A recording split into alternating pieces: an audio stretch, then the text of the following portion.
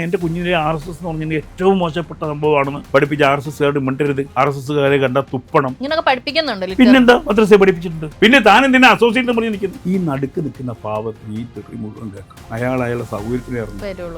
ഇങ്ങനെയുള്ള group ഉണ്ടായിരുന്നപ്പം 8 scene എടുക്കുന്നത് ഇന്ന് അര സീൻ എടുക്കുന്നില്ല. ഇന്നൊരു സിനിമയുടെ ഷൂട്ടിങ്ങിന് 100-150 ദിവസമാണ്. അന്ന് വെറും 18 ദിവസം, ചിലപ്പോൾ 16 ദിവസം. ഇപ്പോൾ ഞാൻ പറയുന്നു, തിയേറ്ററുകൾ അടച്ചുപൂട്ടും ഒരു 4 വർഷം മാക്സിമം. ഞാൻ ഇസ്ലാമായി മതം വിട്ടതിന് ശേഷം ഇന്ന് വരെ വേറെ വർക്ക് ചെയ്തിട്ടില്ല. ഇപ്പോൾ സിനിമാക്കാരിൽ പണം മുടക്കുന്നവരിൽ ഏറിയ പങ്കും മുസ്ലിങ്ങളാണ്. രണ്ടാമത് കമ്മ്യൂണിസ്റ്റുകാരാണ്. സഖാവിനെ വെച്ച് നമ്മൾ ഈ ചാരായം കൊടുത്ത് വോട്ട് വാങ്ങിക്കുന്നത് ശരിയല്ലല്ലോ സഖാവേ, അത് എങ്ങനെ നമ്മൾ ന്യായീകരിക്കുന്നു? അദ്ദേഹം പറഞ്ഞു, പ്രബലനായിട്ട് ഒരു ശത്രുവിനെ നേരിടാൻ ഏത് കുതന്ത്രങ്ങളും ഉപയോഗിക്കും. അന്നേ ക്യാപ്സൂളൊക്കെ ഇങ്ങനെ ഉണ്ടാക്കാറുണ്ട് ഇവരല്ലേ?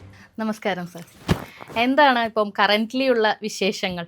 ഞാൻ സിനിമ ചെയ്തുകൊണ്ടേയിരിക്കുകയാണ്. ഒരിക്കലും സിനിമയിൽ നിന്ന് വിട്ടുപോയിട്ടില്ല. ഇല്ല. ചെറുതായിട്ട് പ്ലാറ്റ്ഫോം ഒന്ന് മാറ്റിപ്പിടിച്ചു എന്നൊരു ഇത്. ഇപ്പൊ പറഞ്ഞാൽ ഞാൻ 2010 മുതൽ ഈ പുറത്താക്കപ്പെട്ട സിനിമക്കാരനാണ്. ഓക്കെ. എന്നെ അസോസിയേഷനൊക്കെ പുറത്താക്കിയതാണ്. അതെ, നമുക്കറിയാവുന്ന കാര്യമാണ്. അപ്പോൾ സിനിമയിൽ നടിനടന്മാരൊക്കെ കിട്ടാൻ എനിക്ക് പ്രയാസമാണ്. പിന്നെ അതുമല്ല, ഞങ്ങളൊക്കെ ഏജ്ഡ് ആയിട്ടുള്ള കണ്ടം ചെയ്ത ആൾക്കാരെന്ന് പറയുമല്ലോ, പഴയ സിനിമക്കാർ, അവർക്കൊന്നും ആരും ഡേറ്റ് കൊടുക്കുന്നില്ല. അതുകൊണ്ട് ഞങ്ങൾ ഞാനിപ്പോൾ എന്ത് തീരുമാനിച്ചു, എനിക്ക് വേണ്ടുന്ന കഥാപാത്രങ്ങൾ ഞാൻ ഉണ്ടാക്കി ഞാൻ തന്നെ അങ്ങ് സിനിമ ചെയ്യാൻ തീരുമാനിച്ചു.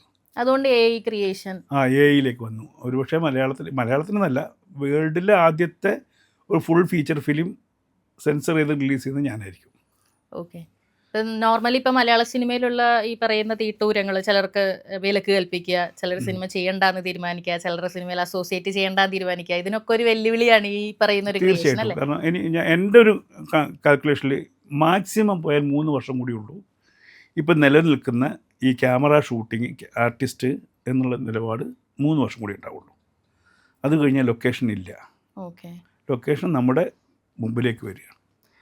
കഥാപാത്രങ്ങൾ നമ്മൾ എന്നിട്ട് നടീനടന്മാരെ നമ്മൾ അവോയ്ഡ് ചെയ്യുന്നില്ല. ഞാനിപ്പോൾ അതാണ് ചോദിക്കാൻ വന്നത്. ഇപ്പം നമ്മുടെ മലയാള സിനിമയിലടക്കം അതുപോലെ ടോട്ടൽ സിനിമാ മേഖലയിൽ വലിയൊരു സ്റ്റാർ പദവിയിൽ നിൽക്കുന്ന ആൾക്കാർക്കൊക്കെ കുറച്ച് വർഷങ്ങൾക്കുള്ളിൽ അവസരങ്ങൾ നഷ്ടപ്പെടുന്നതാണ്. അല്ല, അവർക്ക് 3 ദിവസം വർക്ക് ചെയ്താൽ മതി. ഒരു 100 ദിവസം ചെയ്യുന്ന സിനിമ അവർക്ക് 3 ദിവസം അവരുടെ വീട്ടിലോ ഏതെങ്കിലും സ്റ്റുഡിയോയിലോ ഇതുപോലെ ഇരുന്ന് ഒരു ക്യാമറയ്ക്ക് മുമ്പിൽ അഭിനയിച്ചാൽ മതി. ബാക്കി ക്യാരക്ടറിലേക്ക് ആ അഭിനയം നമ്മൾ എടുത്തിടുക. ഓക്കെ. അതായത് നമ്മൾ പറഞ്ഞ മെർജ് ചെയ്യുന്ന ആ ഒരു പ്രോസസ്സ് തന്നെയാണ് അത്. പണ്ട് നമ്മൾ ചെയ്തുകൊണ്ടിരുന്നത് ഇതിൽ വലിയ ടെക്നോളജി വെച്ച് 3Dയിൽ നമ്മൾ ആക്ഷൻ ഫേസൊക്കെ നമ്മൾ മാപ്പ് ചെയ്ത് ഉണ്ടാക്കുക. ഇപ്പം അങ്ങനെയല്ല.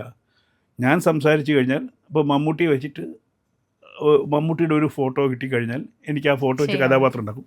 പക്ഷെ മമ്മൂട്ടിയുടെ അഭിനയം കിട്ടണമെങ്കിൽ മമ്മൂട്ടി അഭിനയിക്കണം. അപ്പോൾ അതിന് എനിക്ക് സാധാരണഗതിയിൽ ഒരു സിനിമയ്ക്ക് ഷൂട്ട് ചെയ്യുന്ന 100 ദിവസത്തിന് പകരം 3 days ഒരു ഡബ്ബിങ് ടൈം. ഒരു സിനിമയുടെ ഡബ്ബിങ് എന്ന് പറയുന്നത് നമ്മൾ സാധാരണയിൽ ഇപ്പോൾ വോയിസ് മാത്രം എടുക്കുന്നു. പകരം നമ്മൾ എന്ത് ചെയ്യുന്നു, ക്യാമറ ഉപയോഗിച്ചുകൊണ്ട് അദ്ദേഹത്തിൻ്റെ ഭാവം കൂടി നമ്മൾക്ക് പകർത്തും. എന്നിട്ട് നമ്മളിതിനെ ക്ലോൺ ചെയ്യും. ശരിക്കും നമ്മൾ പറയുമ്പോഴത്തേക്ക് ഇപ്പം പുതു തലമുറയുടെ ഒരു സംഗതിയാണ് ടെക്നോളജി, അവർ കൈകാര്യം ചെയ്യുന്ന ഒരു ജെൻസി പരിപാടിയാണെന്നുള്ളൊരു പറച്ചിലുണ്ടല്ലോ. അപ്പൊ എത്രത്തോളം ഇതുപോലുള്ള AI ഒന്നും ശരിക്കും പറഞ്ഞ ആൾക്കാർക്ക് എന്താണെന്ന് പരിചയപ്പെട്ട് വരുന്നില്ല. എത്രത്തോളം സാർ ഇതുമായിട്ട് യൂസ്ഡ് ആണ്? സാറിന്റെ ഒരു എക്സ്പീരിയൻസ് എന്താണ്? എനിക്ക് അതായത് എൻ്റെ അടുത്ത് ഞാൻ AI 1ാം ക്ലാസ്സിൽ എത്തിയപ്പോഴാണ് ഞാൻ പടം തുടങ്ങുന്നത്. ഒരു വാശി പോലെ തുടങ്ങിയതാണ്. അന്ന് 2 കഥാപാത്രങ്ങൾ വെച്ചിട്ട് മാക്സിമം ചെയ്യാൻ പറ്റുള്ളൂ. പക്ഷേ എൻ്റെ സിനിമയിലാണ് 12 കഥാപാത്രങ്ങളുണ്ട്. അപ്പോൾ ഒരു വാശി പോലെ ഇതെങ്ങനെ ചെയ്യാൻ പറ്റുമെന്ന് പറഞ്ഞാൽ പക്കല്ല, 100% ഇല്ല. ഓക്കെ, അത് നമുക്ക് തൽക്കാലം മാറ്റുക. പക്ഷേ ഇപ്പം ആയിട്ടോ ഈ എൻ്റെ അതായത് അതല്ല, ഈ ഞാൻ പഠിക്കുമ്പോൾ 1ാം ക്ലാസ്സിലായിരുന്നു ഇത് AI. ഇപ്പോൾ 10ാം ക്ലാസ്സിലെത്തിയിട്ടുണ്ട് വിത്തിൻ 1 year. അതായത് ഞാൻ ഒരു സോഫ്റ്റ്വെയർ തുടങ്ങുമ്പോൾ അതിൻ്റെ വേർഷൻ 3ലാണ് തുടങ്ങുന്നത്. ഞാൻ തുടങ്ങി 1 മാസം കഴിയുമ്പോൾ വേർഷൻ 4 വന്നു. വീണ്ടും 2 മാസം കഴിഞ്ഞ് വേർഷൻ 4.5 വന്നു. ഇപ്പം അങ്ങനെ ചേഞ്ച് ചെയ്ത് ഇപ്പം എനിക്ക് തോന്നുന്നു ഏജൻസി വന്നു.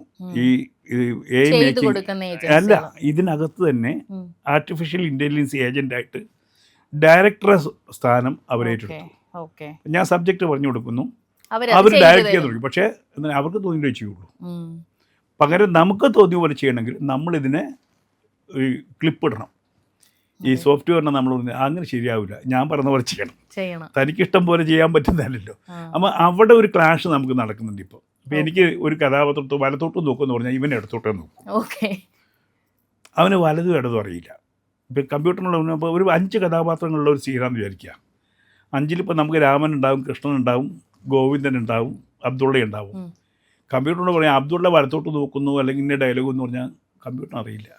കറക്റ്റായിട്ട് പ്രോഗ്രാം പ്രോഗ്രാം ചെയ്ത് ആ ഏത് കഥാപാത്രമാണ് സംസാരിക്കുന്നത് എന്ന് അയാളെ കൊണ്ട് സംസാരിപ്പിക്കുക എന്ന് പറയുന്നത് വലിയൊരു ടാസ്ക്കാണ്. അപ്പോൾ നമ്മൾ പറയുമ്പോൾ ഇടത് നിന്ന് മൂന്നാമത്തെ ആൾ. അപ്പോൾ ഇൻസ്ട്രക്ഷൻ്റെ കംപ്ലീറ്റ് കാര്യങ്ങൾ പറഞ്ഞു. പ്രോംപ്റ്റ് ആ പ്രോംപ്റ്റിൽ ഒരുപാട് ചേഞ്ചസ് വരും. അതേപോലെ ഈ നേരത്തെ പറഞ്ഞ പോലെ എവിടേക്ക് നോക്കണം അത് ഇന്നും ഈ എഐക്കില്ല. എഐക്ക് സ്ട്രെയിറ്റ് ആംഗിൾ, ഒരു 45 ഡിഗ്രി പ്രൊഫൈല്, ബാക്ക് ഷോട്ട്, ഇത്രയേ ഉള്ളൂ അവർക്ക് അറിയുന്നത്. നമ്മളൊക്കെ വർക്ക് ചെയ്യുന്ന അതിൻ്റെ ഇടയ്ക്കുള്ള ഒരു ചെറിയൊരു പോയിന്റിലാണ്. പക്ഷെ താരതമ്യേന ഈ മനുഷ്യരെ കൊണ്ട് ഈ പറയുന്ന പോലെ ഇൻസ്ട്രക്ഷൻസ് കൊടുത്ത് ഷൂട്ട് ചെയ്യാനാണോ അതോ എഐനെ കൊണ്ട് ചെയ്യിപ്പിക്കാനാണോ? എഐ എളുപ്പം കാണുന്നറിയോ? നമ്മുടെ മനുഷ്യനെ ഒരു ഷോട്ട് കഴിഞ്ഞാൽ ഒറ്റ പോവാ കാരവനിൽ പോയിരുന്ന് കഴിഞ്ഞാൽ അസിസ്റ്റന്റ് കുറച്ച് കഴിഞ്ഞിട്ട് അനുഭവമാണോ പറയുന്നത്? ആ അനുഭവം തന്നെ. ഞാൻ കാരവൻ സംസ്കാരത്തിലേക്ക് പോയിട്ടില്ല, അതിന് മുന്നേ ഞാൻ മാറി നിന്നാണ്. അപ്പോൾ ഒരു ഷോട്ട് കഴിഞ്ഞാൽ കാരവനിൽ പോയിട്ട് സാറേ ഷോട്ട് റെഡി, ഈ അസോസിയേറ്റാ പോവുക. ആ വീണ്ടും കുറച്ച് കഴിഞ്ഞിട്ട് സാറേ ഷോട്ട് റെഡി. ആ തന്നോട് വരാമെന്ന് പറഞ്ഞില്ലേ. ഇയാൾ തിരിച്ച് ലൊക്കേഷൻ ഡയറക്ടർ എവിടെ അയാൾ തന്നോട് വിളിച്ചുകൊണ്ടിരല്ലേ പറഞ്ഞത്. സാറേ വിളിച്ചിട്ട് വരണ്ടേ, പിന്നെ താൻ എന്തിനാ അസോസിയേറ്റ് പറഞ്ഞ് നിൽക്കുന്നത്? ഈ നടുക്ക് നിൽക്കുന്ന പാവത്തിന് ഈ തെറി മുഴുവൻ കേൾക്കണം. അയാളുടെ സൗകര്യത്തിലേ ഇറങ്ങും. അപ്പം നമ്മൾ ഒരു ദിവസം പണ്ടൊക്കെ ഞാൻ ഒരു 8 സീൻ വരെ എടുക്കും. അതായത് രാജൻ പി ദേവ്, NF വർഗീസ്, ജഗദീഷ്, ജഗതി, ഇങ്ങനെയുള്ള ഗ്രൂപ്പ് ഉണ്ടായിരുന്നപ്പം 8 സീൻ എടുക്കുന്നത് ഇന്ന് അര സീൻ എടുക്കുന്നില്ല. ഇന്നൊരു സിനിമയുടെ ഷൂട്ടിങ്ങിന് 100-150 ദിവസമാണ്. അന്ന് വെറും 18 ദിവസം, ചിലപ്പോൾ 16 ദിവസം കൊണ്ട്. അപ്പോൾ ഇപ്പം നമുക്ക് എന്ത് ചെയ്യാം, ഈ സൗകര്യമായി. കാരണം ഈ മറ്റേ കാരവൻ വേണ്ട, ആരുടെ തിട്ടൂരൊക്കെ വളരെ വ്യത്യാസം. അത് ഇപ്പോൾ നമ്മളൊരു ഇപ്പോൾ ഞാൻ ചെയ്യുന്ന പടം, ശരിക്കും ഇപ്പോൾ ചെയ്തുകൊണ്ടിരിക്കുന്ന പടം ഒരു 500 കോടിയുടെ പ്രോജക്റ്റാണ്. റിയൽ ആയിട്ട് നമ്മൾ ഈ പറയുന്ന എല്ലാ സംഗതികളും വെച്ച് ഷൂട്ട് ചെയ്യുവാണെങ്കിൽ അത് നമുക്ക് 1 കോടി തീർക്കാൻ പറ്റും. അതാണ് എയുടെ ഒരു പ്രത്യേകത. അത്രയും ഇപ്പം നമ്മൾ ബാഹുബലിയാണ് ഞാൻ ചെയ്യുന്നത് ഇപ്പോൾ. അങ്ങനെ തന്നെ കൂട്ടാം. കാരണം ഞാൻ ചെയ്യുന്ന ഇതിൽ മറ്റേ ടിപ്പു സുൽത്താൻ വരുന്നുണ്ട്. അദ്ദേഹത്തിൻ്റെ 40,000 പട കേരളത്തിലേക്ക് വരുന്നു. അതെ അതെ, അത് വൈക്കം പത്മനാഭ പിള്ളയുടെ ചരിത്രമാണ് ഞാൻ പറയുന്നത്. വലിയ മൂവിയാണ്, ബ്രഹ്മാണ്ഡ മൂവിയാണ് ശരിക്കും. കാരണം വൈക്കം പത്മനാഭയുള്ള എന്ന് പറഞ്ഞാൽ ഈ 20 പേര് അടങ്ങുന്ന ഒരു ഗ്രൂപ്പാണ് ഈ ടിപ്പു സുൽത്താൻ്റെ കാല് വെട്ടി ഇവിടെ നിന്ന് ഞൊണ്ടനാക്കി വിട്ടത്. വലിയൊരു ക്യാൻവാസാണ്. ആലുവ പുഴയുടെ തീരത്ത് വരുന്ന സീക്വൻസ് വലിയ സീക്വൻസാണ്, ബ്രഹ്മാണ്ഡ സീക്വൻസാണ്. ശരിക്കും നമ്മൾ ഈ ചരിത്രത്തിൽ ഇതുവരെയും ചർച്ച ചെയ്യപ്പെടാത്ത അല്ലെങ്കിൽ ചർച്ച ചെയ്യണ്ട എന്ന് ചിലരൊക്കെ വിചാരിച്ചു വെച്ച കാര്യങ്ങൾ ഇങ്ങനെ ഡിഗ് ചെയ്തിട്ട് മൂവിയിലൂടെയൊക്കെ പ്രസന്റ് ചെയ്യുമ്പോൾ ആ ഒരു ധൈര്യം, അതെന്താണ് അതിന്റെ പുറകിലുള്ള കാലം നമുക്ക് തരുന്നൊരു ഇതാണ്. ഇപ്പം ഞാൻ വൈക്കം പത്മനാഭ പിള്ളയെ കുറിച്ച് സിനിമ ചെയ്യണമെന്ന് വളരെ കാലം മുമ്പ് ആഗ്രഹിച്ചതാണ്. പക്ഷെ അതിനൊരു നിർമ്മാതാവ് വരില്ല. കാരണം ഇത് തേച്ച് മാച്ച് കളയാൻ ശ്രമിക്കുന്ന കഥകളാണ് നമ്മുടെ. ടിപ്പുവിൻ്റെ യാഥാർത്ഥ്യം എന്താണെന്ന് മലബാറിൽ ഞങ്ങൾക്കറിയാം. ഇപ്പം ഞാനൊക്കെ ടിപ്പുവിൻ്റെ കാലഘട്ടത്തിൽ മതം മാറ്റപ്പെട്ട കുടുംബങ്ങളിലെ വ്യക്തിയാണ് ഞാൻ. പിന്നീട് ഇപ്പം ഞാൻ ഗർഭാപ്പസി പോയിന്നേ ഉള്ളൂ. പക്ഷേ യഥാർത്ഥത്തിൽ ടിപ്പുവിൻ്റെ യാത്രക്കിടയിൽ മലബാറുകാർ അനുഭവിച്ച ബുദ്ധിമുട്ടുകൾ ഇതിനെ ഗുരുവായൂരപ്പനെ എടുത്തുകൊണ്ട് ഓടിയുണ്ട്, ഓർമ്മയുണ്ട്. അമ്പലപ്പുഴയിൽ കൊണ്ടുവച്ചിരുന്നു. ഈ കഥകളൊന്നും ആരും ചർച്ച ചെയ്യില്ല. അപ്പോൾ ചരിത്രത്തെ ഈ ഇടതുപക്ഷം വ്യാഖ്യാനിച്ച് വെച്ച ഒരു ചരിത്രമുണ്ട്. ഇപ്പോൾ ടിപ്പുവിനെ കുറിച്ച് മഹത്തരമായിട്ട് ഗിരീഷ് കർണാടൊക്കെ വല്ലാതെ അങ്ങ് മഹത്വവൽക്കരിച്ചിട്ടുണ്ട്. എന്താണ് ടിപ്പു എന്നുള്ളത് അറിയുന്നത് യഥാർത്ഥത്തിൽ മൺമറഞ്ഞ് പോയ കുറേ നായന്മാർക്ക് അറിയുള്ളൂ. അന്ന് നായർ പടയുള്ളത് മലബാറിൽ. നായന്മാരോട് ഭയങ്കര വൈരാഗ്യമായിരുന്നു ഈ മനുഷ്യൻ, പ്രത്യേകിച്ച് നമ്പൂതിരിമാരോടൊക്കെ. അപ്പം എത്ര ക്ഷേത്രങ്ങൾ തകർത്തിട്ടുണ്ട്, അതിന് കണക്കില്ല. മതം മാറ്റപ്പെട്ട വ്യക്തികൾക്ക് കണക്കില്ല. ഒരു തലമുറയെ തന്നെ ഇല്ലാതാക്കിയിട്ടുണ്ട്. അത് പുറത്ത് വരാൻ പറയട്ടെ. ടിപ്പു സുൽത്താനാണ്, അക്ബർ ദി ഗ്രേറ്റ് എന്ന് പറയും. നമ്മൾ പറയുന്നതല്ലേ, നമ്മളെ ദ്രോഹിച്ചവരെയൊക്കെ നമ്മൾ ഗ്രേറ്റ് ആക്കി വെച്ചു. അല്ലാത്തവരൊക്കെ നമ്മൾ സ്മരിക്കപ്പെടേണ്ട വൈക്കം പത്മനാഭമുള്ള ആർക്കറിയാം? പുതിയ ജനറേഷൻ ചോദിക്കുക, ആർക്കും അറിയില്ല. അത് ഒരുപക്ഷെ പഴയ ഉണ്ടായിരുന്ന സിനിമകളിലാണെങ്കിലും അതുപോലെ കഥകളിലാണെങ്കിലും നോവലുകളിലാണെങ്കിലും നമ്മൾ കണ്ടിട്ടുള്ളത് ഇതിന്റെ അഗെയിൻസ്റ്റ് ആയിട്ട് ഒറിജിനൽ ആയിട്ടുള്ള ഒരു ചരിത്രം മായ്ച്ചിട്ട് മറ്റ് കാര്യങ്ങളെ വാഴ്ത്തിപ്പാടുന്ന രീതിയിലാണ്. അപ്പൊ ഇതിനൊരു റിബലായിട്ട് ഇപ്പൊ എനിക്ക് തോന്നുന്നു ആദിത്യദർ വലിയൊരു റിബലായിട്ടുള്ള ഒരു സംഗതി കൊണ്ടുവന്ന് എല്ലാവരുടെയും മുന്നിൽ എതിർക്കാൻ കഴിയാത്ത രീതിയിൽ കാഴ്ചവെച്ചു. അപ്പൊ അങ്ങനെ റിബലായിട്ട് വരാനായിട്ട് ആ ഒരു പ്രചോദനം എന്തായിരുന്നു? ആക്ച്വലി ഹിസ്റ്ററി ഒക്കെ അറിഞ്ഞപ്പോൾ നമ്മൾ വർക്ക്ഔട്ട് ചെയ്യുന്നില്ല, ഈ ആത്മാക്കൾ വർക്ക്ഔട്ട് ചെയ്യുന്ന. അങ്ങനെയാണ് വിശ്വസിക്കുന്നത്. ഞാൻ അങ്ങനെ വിശ്വസിക്കുന്നു. കാരണം ഇതിനൊരു കാരണമുണ്ട്. അപ്പം 1921 ഞാൻ നമ്മൾ കണ്ട ഐ വി ശശിയുടെ സിനിമ, പിന്നീട് 1921 എന്താണ് സംഭവിച്ചതെന്ന് നമ്മൾ നേരിട്ടറിഞ്ഞ സംഭവങ്ങൾ. ഇത് പറയുമ്പം നിമിത്തമായിട്ട് വരുന്നത് ഒരു നടൻ, ഞാനിതാ വാര്യംകുന്നനായിട്ട് അഭിനയിക്കാൻ പോകുന്നു പറഞ്ഞിട്ടുള്ള ഒരു അനൗൺസ്മെന്റ്, ഒരു പോപ്പുലർ നടൻ. അപ്പോൾ അവിടെ നിന്നാണ് ആരോ എന്നോട് പറയുന്നു, അങ്ങനെ വിട്ടാൽ ശരിയാവില്ല, നിങ്ങൾ ചെയ്യണം, റിയൽ ആയിട്ടുള്ള ഒരു കഥ നമ്മൾ പറയണമെന്നൊരു വാശി. അത് നമ്മൾ ജനങ്ങൾ 100 രൂപയും 50 രൂപയും തന്നിട്ട് അത് പ്രാവർത്തികമാക്കി. വലിയ ബഡ്ജറ്റ് വേണ്ടുന്ന ഒരു സിനിമ 1 കോടി 1.25 കോടിക്ക് തീർത്തു. നമ്മളത് രേഖപ്പെടുത്തി. ഇന്ന് യൂട്യൂബിൽ അതുണ്ട്. അപ്പം അതിനോട് ബന്ധപ്പെടുത്തി ഒരു കാര്യം ചോദിക്കട്ടെ. ഇപ്പം ആ ഒരു സിനിമ മലബാർ കലാപത്തെ ആസ്പദമാക്കിയിട്ട് പ്രസന്റ് ചെയ്യുന്ന സമയത്തും ഒരുപാട് വിമർശനങ്ങൾ വന്നത് ആ ഒരു ചരിത്രത്തെ വക്രീകരിച്ചു അല്ലെങ്കിൽ വർഗീയമായിട്ട് അതിനെ ചിത്രീകരിച്ചു എന്നൊക്കെ. യഥാർത്ഥത്തിൽ മലബാർ കലാപം എന്ന് പറയുന്നത് സാറ് പ്രസന്റ് ചെയ്തത് തന്നെയാണോ? ഒറിജിനൽ 100%. ഞാൻ അവിടെ പോയി ഓരോ കുടുംബങ്ങളും അതിൽ നമ്മൾ നല്ല മുസ്ലിങ്ങളെ കാണിച്ചിട്ടുണ്ടല്ലോ. ഇപ്പോൾ അവിടെ ഉണ്ടായിരുന്ന കൊണ്ടോട്ടി തങ്ങൾ, ചരിത്രത്തിൽ തന്നെ കൊണ്ടോട്ടി തങ്ങൾ ഒരുപാട് ഹിന്ദുക്കളെ സംരക്ഷിച്ച ആൾക്കാരാണ്. നമ്മളത് അങ്ങനെ തന്നെ കാണിച്ചിട്ടുണ്ട്. പക്ഷെ അതൊന്നും പോയിന്റ് ഔട്ട് ചെയ്യുന്നില്ല. അത് പറയില്ല. പകരം ഇത് ഈ വാര്യംകുന്നൻ നിഷ്ഠൂരൻ ആൾക്കാരെ കൊന്നു, അത് നമുക്ക് പറയാതിരിക്കാൻ പറ്റുമോ? നമുക്കത് പറഞ്ഞില്ലേ ഒക്കുള്ളൂ. നമ്മൾ ചരിത്രത്തെ എന്താണ് ഈ മഹത്വവൽക്കരിച്ച്. പക്ഷേ ഇപ്പോൾ ഒരു കാര്യം ചോദിച്ചു, ഇന്ന് ഏത് കുട്ടീനോടും വാര്യംകുന്ന് എന്ന് പറഞ്ഞാൽ ഒന്ന് ചിരിക്കും. ശരിയാ, ഒരു മറുവശം. ഞാൻ ആ സിനിമ എടുത്തുകൊണ്ടുള്ള ഒരു സോഷ്യലി അത് ചർച്ച ചെയ്യപ്പെട്ടു. കുട്ടികളത് വായിച്ചു, ഒരുപാട് പേര് വായിച്ചു.